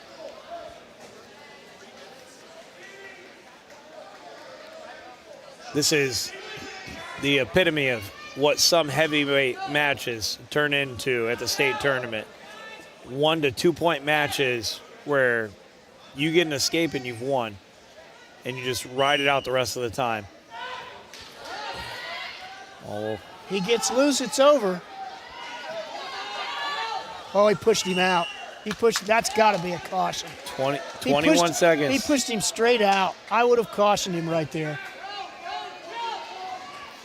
He didn't want to make the call, and A third of the time's over.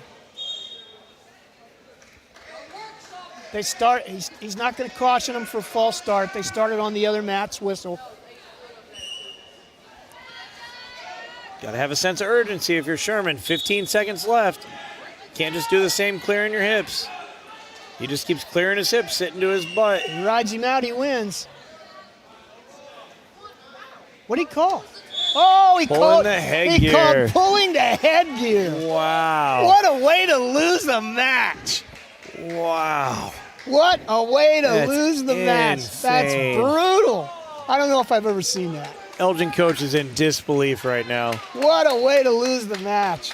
Cardington-Lincoln wins the match That's just how Sherman dialed it up. That's what he was counting on the whole time. on a pulled headgear.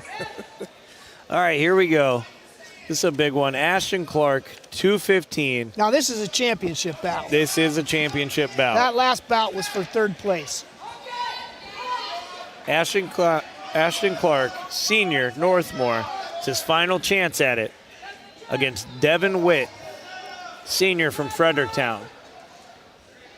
These two wrestlers are going to see each other this week, next week, and probably the week after. Two well-built young men. Stout.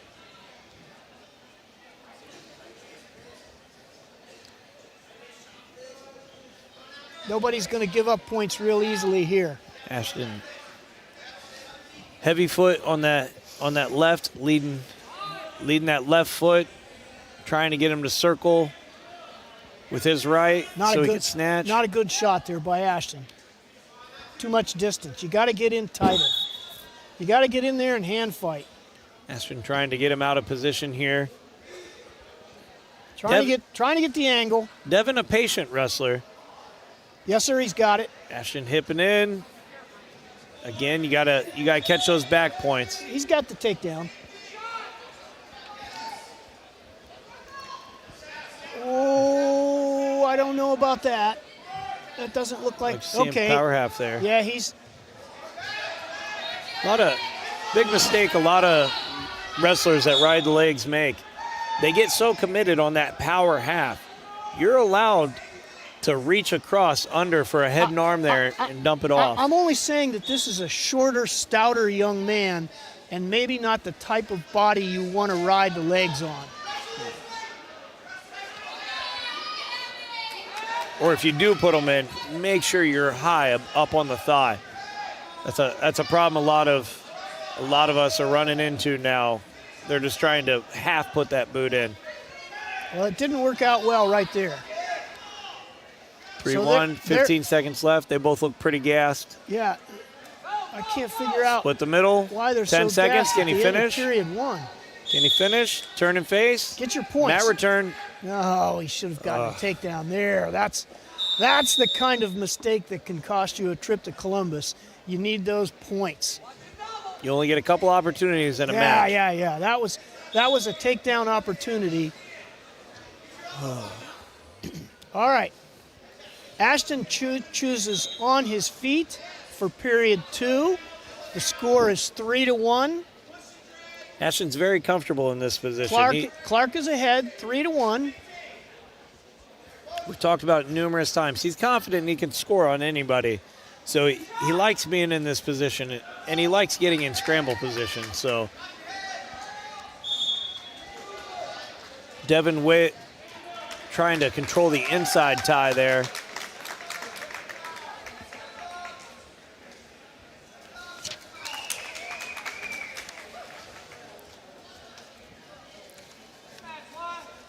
What do you think? Would you shoot on those thighs? Well, yeah, I would, because I can shoot on anybody, but that's one of my favorite goofy setups that Ashton will do. I don't know that I'd shoot on Devin Witt's legs. Those are some strong legs. You're going to have to get in a lot tighter and make it a deep shot. You'd like to see, there we go, see both wrestlers working snatches and underhooks. 45 seconds in the second period. Somebody's got to work that head a little harder. Beat that head down and put him out of his stance. Devin getting out of position. That Yeah, stance he's is too really far, deteriorated he's there. He's too far away. Ashton leaning into him. Here you want to see him separate, lower his level, I want and to just see blast more double. head pressure is what I want to see. Neither one of them are really. Ashton's conceding that inside control a lot. That's not a good sign. Devin getting in good head position. You talked earlier about controlling the hands and controlling the wrist. Notice his head position, using it there to block off. Oh, finish. Neither one of them are really pressuring the head much. I think they respect each other. All right, That or period- they're gas. Period. It's period- one of the two. It's period 3. Devin Witt goes down. The senior from Fredericktown's trailing 3-1. Oh, nice cradle. He's got it locked up. No, Oh, he lost it. he lost it. No, don't bring him back on top of you. All right. Again, another opportunity to get backs here. Squandered. Now, this is what you don't want to see. You don't want to see somebody take a break with Now a minute it's 30 tied left. Up. It's tied up 3-3. A nice reversal right there by Devin Witt from Fredericktown. Good job getting to your feet by Ashton. So now it's a 4-3 bout with a minute 20 left. Neither have been hit for stalling. It's going to come down to a takedown. Somebody's got to get a takedown. Something Ashton's doing here that needs to be corrected. He's up 4-3. He knows that a takedown's coming. I don't think either one of them are going to get a takedown the way they're wrestling. Yeah. Look at them. They're not But even. Ashton is they're- conceding the inside tie. You can't concede the inside tie. You have to constantly hand pressure, head fight. I mean, are they content just waiting it to the last 30-second scramble here? Both of them have their legs way back. Neither one of them are going to get in deep on a leg. How susceptible are they to the slide by right here? Just you're leaning, you're pressuring in. Well, there's only 30 seconds left, so Devin's the one who's in a desperate position. At this point, I don't blame Clark for keeping his legs back and being so defensive. 20 seconds left here. You could just circle. He's given up his sugarfoot stance. He's in a square stance, much more defensive. But still doing a good job staying in the center of the mat. Yeah. Not letting himself get pressured out, circling. I give Clark a lot of credit. He Fine. knew he was ahead 4-3, and he managed the last minute. I give Clark a lot of credit. He did well right there. That was smart. Devin needed to get in tighter, knowing that he was behind 4-3. Good match there. Devin Witt, the senior from Fredericktown, upset by the 2 seed Ashton Clark, senior from Northmor. Good match. All right, well, those heavyweights look tiny, so let's look at what this potentially could be. Is this the 113 championship? Could potentially be the 113 championship. Elgin against Centerburg. That sound right, Coach? Yes, sir. Elgin against Centerburg. On both mats, we're running 113.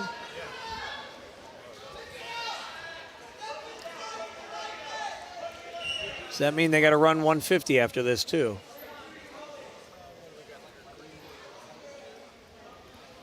Yeah, there were 2 weight classes that had 7 athletes.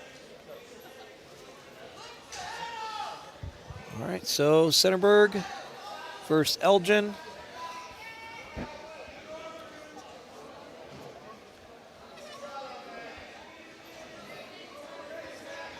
Ooh. Missed opportunity at the high crotch. Good job coming back up into a good stance. Both wrestlers have had the opportunity to control a 2-on-1. Neither of them seem comfortable. They keep circling out. So I have Corey Clymer, a sophomore from Centerburg. He's the 1 seed, and he's going against Aiden Cervantes, a junior from Elgin. Cervantes.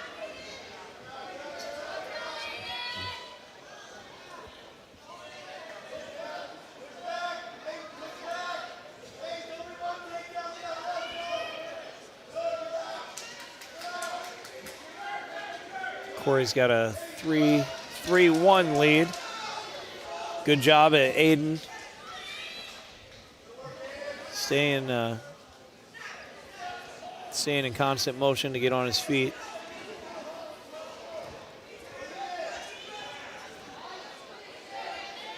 You know, somebody I've been looking for is Ryan Parsons running around. I haven't seen him. Hope he's doing well after that bout he had. I do too. I still keep don't looking know. around. I still don't know what all was hurt. It certainly was much more than the wind knocked out of him. Well, I might be wrong, but are there repercussions if something's called on the mat as a flagrant? No, that wasn't. It was just. I know yeah. it wasn't, but for our viewers down there, if you get called for a flagrant, you can be thrown out of next week, but he was not. That's something that a lot of those young wrestlers have to watch for, because if it does go that route and it's at the official's discretion. Yeah, we haven't seen anything that was egregious.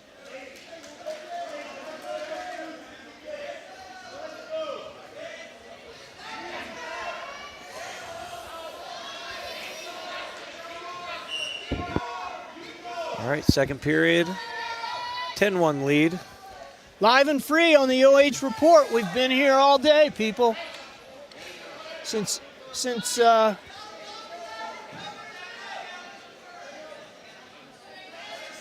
at 10:30. Since you couldn't come because of the bad weather, we're bringing it home to you in your living room, live and free, the OH Report.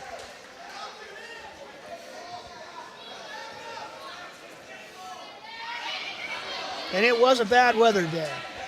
You know, we talk about the table workers, the officials, having 4 officials for 2 mats. That is nice. They get a little break there. Here in the finals, we're running 2 officials. Those officials work their butts off. But those table workers have worked all day and have done a phenomenal job. Same people running the clocks and the score. Who's running mat 2? That'd be Nye Eskew. Is Nye over there? Yeah, I saw Nye Eskew. I saw wrestle both of those last 2 in Sherman and Van Gundy. Is Nye's doing the clock right now? Yep, running the clock. He's an intelligent young man. Mm-hmm. Thought I saw his dad running around here a little while ago. Dr. Eskew. Mm-hmm. I think very highly of Dr. Eskew. Trust me. Got a tech fall. Corey gets the tech fall. Good job. We got a conference champ there for Corey Clymer, sophomore from Centerburg at 113, beating Aiden of Elgin. All right, next bout. I think it was 13 and 50. Elgin against Loudonville. This is the 150 finals, Coach. Gavin Rhodes of Elgin going against... The Elgin Comets have done it again this year, folks. This young man gets to go against Harrison every day in practice, and it shows.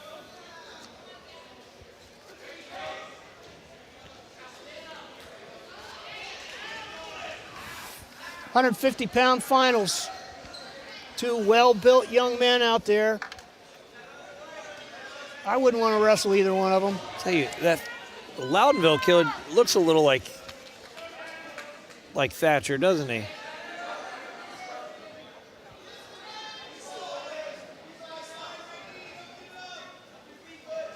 Or I guess that's Rhodes of Elgin. Yeah, I think you got him confused. I remember watching Thatcher, and he had tree trunks for legs.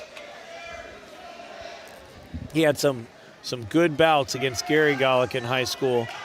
Not that Murata's built too. Yeah. But Rhodes is a physically imposing young man. Coach Thatcher for Loudonville wrestled Coach Howe, the Shelby coach, in college. Did they? They did. Who won that bout? That'd be Coach Thatcher. He'd happily tell anybody the story. He's proud he beat a Northmor guy. Well, that is something to brag about.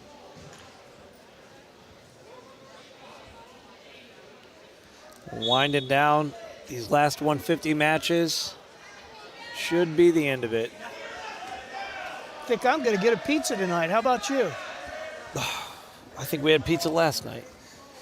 I'd like to watch that basketball game if the OH Report's going to cover it, but they're not. Winford, we play Winford tonight.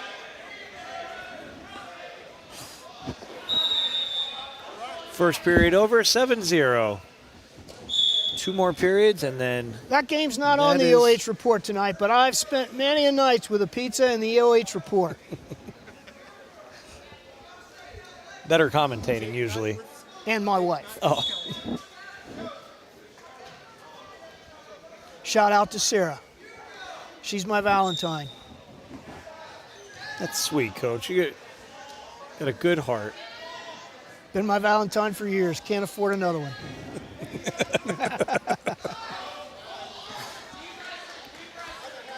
Minute 45 here in the second. Gavin's got an early 7-point lead over Braden. Is he going to roll through and get the cradle? And he does. He sure is. He's gonna do just about anything he wants. Oh, wait a minute.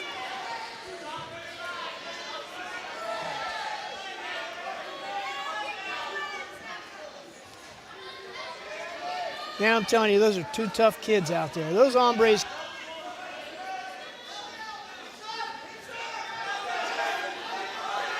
Braden got the reversal. You can build a wrestling team around those 2. Stay in a scramble situation here. Go to the ankle. A lot of times. Since they're both in red and white singlets, you almost which one? So Braden has control. Loudonville has control.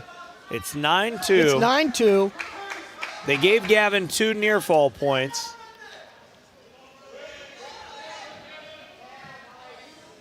Coach Thatcher has a question. He believes the wrong kid got the near fall points, but Coach Thatcher's a good man. I'm not going to argue with him. Coach Hinton's a good man too. It's a difficult situation. Because there's no grade school tournament, they're taking up the mats. Look at this. We finished on mat 2, and there's no grade school tournament tomorrow. Mother Nature has already canceled that tournament. They're taking up mat 2 and mat 1. This is our last bout of the day.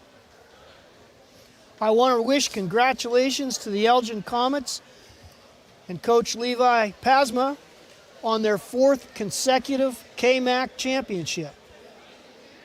I'm envious. You know who else we need to shout out to? Blade Tackett. He ran a fantastic tournament today.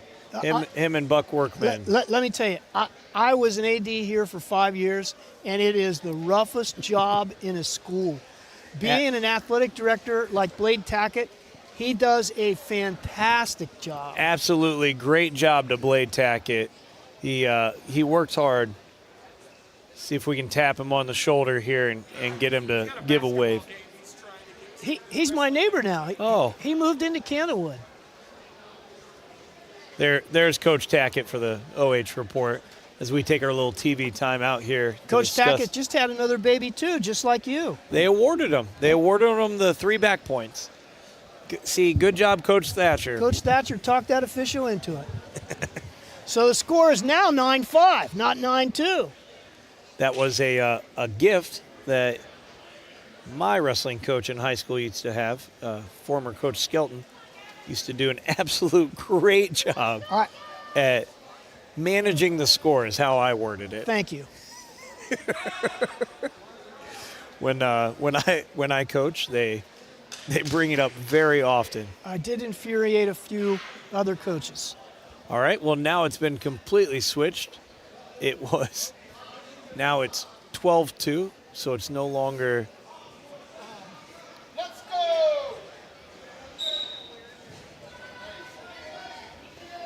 The cameras are out for the final bout of the day. 35 seconds left in period 2. The score is 14-2.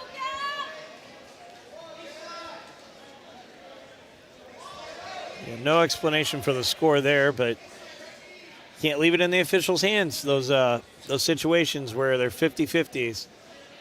If it breaks the wrong way, you put yourself there.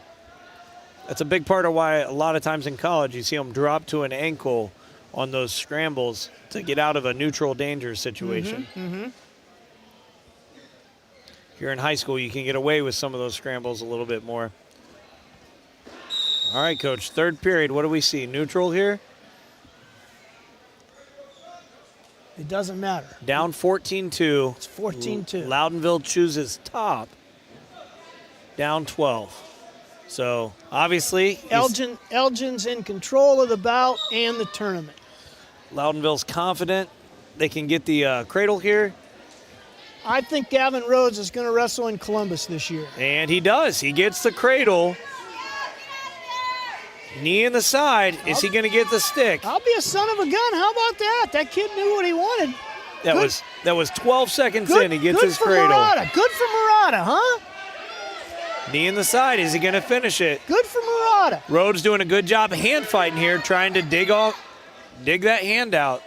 Like to see him step over that other leg with his right. Can you really pin someone that you're behind 14-2? Again, here it goes again, and the switch. 4 near fall, 2 reversal. Lot of credit though to the Loudonville wrestler. Good job, Braden. So the score is now 14-6. Hit back in. Gets a reversal, scoops the head here. Oh my goodness. Got a reversal. I can't call what's going to happen. Got a reversal. How many backs did we get here? What? It's sitting, if he gets his 4 near fall, it's 14-8. You got to either pin him or belt. Elgin is on his back, way ahead, but he's on his back. Gavin Rhodes may survive, may not. Nope. I think he's pinned. He got the pin. Wow. Up 12 points. Up 12 points. But the third period. You got to wrestle a whole match, Coach. You can't take breaks. What's Coach Pasma going to argue? What's he going to argue? He wants to talk to the official. Oh, he's talking about it was in his face. Uh-oh. This might not be over. This might not be over. All right, so if we're at... The mat judge said he was in his face. That makes it 14-12 because the near fall count. I think they're going to take the pin away. So that would make it 14-12. Elgin would get a point for the hands in the face. They haven't taken the pin away. They're now looking at the rule book. They're now looking at the rule book. It would be 50. If they took the pin away and gave him the near fall, Elgin would be up 14-12. 28 seconds left. Now wait, remember the point. The point, correct. 15-12, so he'd be up 3 points. If you're Loudonville, you're confident you can turn him, but this is a mistake. This is an incredible final match. This is a mistake giving them this much time. This is an incredible final match. Gavin Rhodes was gassed. He was wore out. You're now giving him 2 minutes. This is for the KMAC championship, people, at 150 pounds, and the finish is so perplexing. They've got the officials huddled on mat 1 with the rule book. Got a third official now out there trying to discuss it. I did not know what Coach Pasma went to the table about, but he saw something I didn't.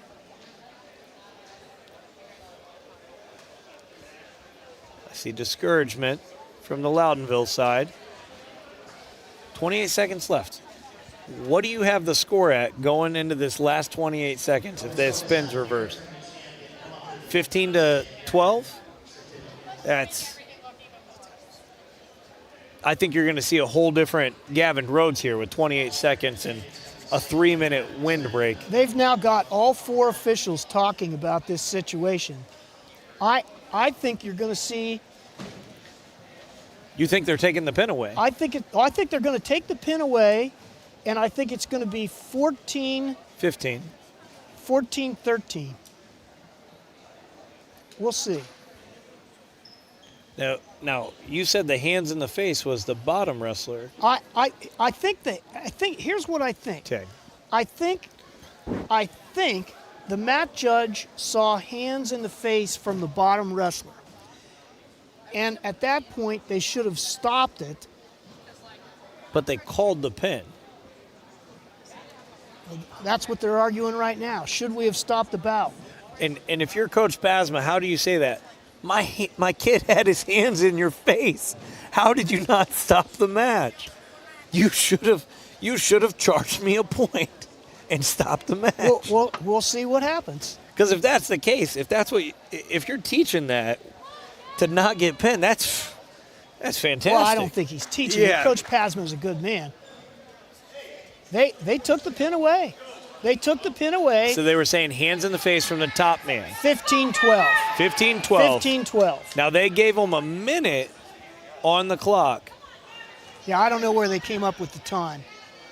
The bottom line is they took the pin away and added 30 seconds. That's a factor. They took the pin away and added 30 seconds to the clock. Because maybe they were saying it should have been stopped before. But, yeah, did he get it again? They're definitely saying he should have been stopped before. Keep your foot in. Oh, my goodness. He keeps his foot in. He's got another He got cradle. the back points again. He's got another cradle. Look at the mat awareness to keep your foot in. Murata is a cradle monster. And the mat awareness by got Gavin 4. Rhodes to touch out of bounds. Murata is a cradle monster. They got the score wrong. They got the score wrong. The only time they made a mistake all day on the scoreboard. It should now be 16-15, I think. I don't know where they've come up with this score. Yeah, you got to stop it. I think it's 16-15. Is this a wild bout? This is crazy. This is a league championship. These two kids both know what they're doing, and the score is 16-15. And how about the mat awareness of Gavin Rhodes, realizing I just gave up 4, but I have to reset. If I sit here, that's it. I lose by 1. Live and free on the OH Report. You're watching one of the craziest matches you've ever seen, and it's for a league championship. How many seconds do they add this time? It has Coach? confounded the officials, the coaches, and us, the announcers. They're now debating the score. That's what I thought it was, 17-16. 17-16. Loudonville's ahead, 17-16. This period started. This period started 14-2. Let's start there. Third period started 14-2. Oh, a locking hands by Loudonville, called. Third period started 14-2, and it's now 17-15. Lock on the crotch. There you go. Way to fight. The Loudonville wrestler. 21 seconds. The Loudonville wrestler was behind 14-2. This is going to go into overtime. The Loudonville wrestler was behind 14-2. We got a reversal. Going into the third period. Gave up 15 points in the third period. 3 seconds. Why would you cut him? Oh, my God. Why would you cut him? He just gave it away. That has to be the wildest match I've seen all year. He said you told me to cut him. Wildest match I've seen all year. And we can rewatch it. Yes, you can rewatch that. That match alone is a reason to go home and turn on the OH Report. Watch this match all over again. It was 14-2 going into the third period, and the final score, the 18-17, the man that had 2 points. Congratulations. Congratulations to Brandon Murata of Loudonville. The junior fought. He was down 12 points. I think it's Murata. Well, you correct me every time I say it. So congratulations either way. Either way. Way to get a league championship. It's Murata, and he is a league championship after winning 18-17. You signing us off here, Coach? I want to thank everybody involved with the OH Report and turn it over. I want to turn it over to the professional announcer at this point, Travis Berardi, to take us off the air. Travis, thanks for letting us do this today. We had a lot of fun. Oh, you guys did an amazing job. I had a good time down there by Blade Tackett. Gentlemen, you're on screen right now because we want to thank these two for the amazing job that they did here today. But we do have the walking out of the champions as well as the team championship, which will be going to Elgin once again here momentarily as Blade Tackett puts in the final numbers for this one. But Elgin had a nice lead on Northmor. Northmor didn't have any wrestlers left here. Let's have our tournament champions enter the mat for a quick photo. So we got Chris Marshall and Quentin Harrison. These are the top two. Quentin Harrison. I'm going home and watch that match. You should. What a way to finish. We had a couple great matches here today to finish. And then this one, a little controversy, a little looking at the scorebooks. And we finish off with, a great match and a champion. The Elgin Comets once again hold off home standing Northmor, 279.5 to 238.5, as we take a look at the KMAC tournament champions. 13 Climber, 120 Zamens, 26 Schlegel, 32 Schrader, 38 Long, 44 is Marshall, 50 is Parsons. So there are your KMAC champions. There's some Golden Knights in there. Some Comets from Elgin. Chris Marshall in a phenomenal match. Got a Mount Gilead Indian as well. So there are your individual champs in the Knox Morrow Athletic Conference for wrestling this season.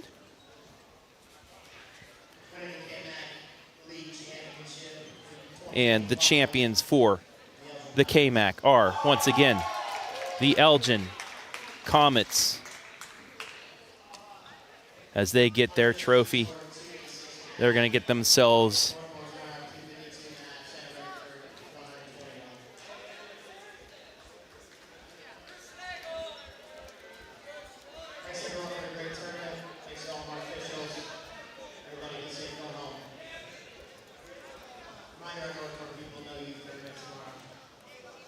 there are your KMAC champs, the Elgin Comets.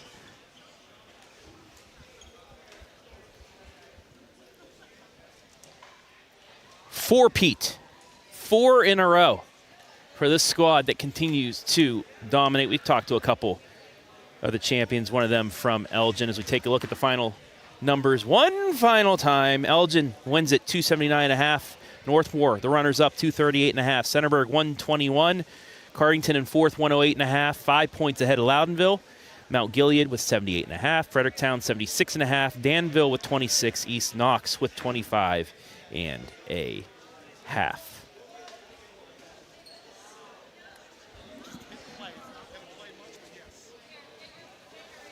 But that will wrap up this long day at the KMAC tournament, brought to you by the OH Report and BS Media Productions. I want to thank everybody who helped make things possible.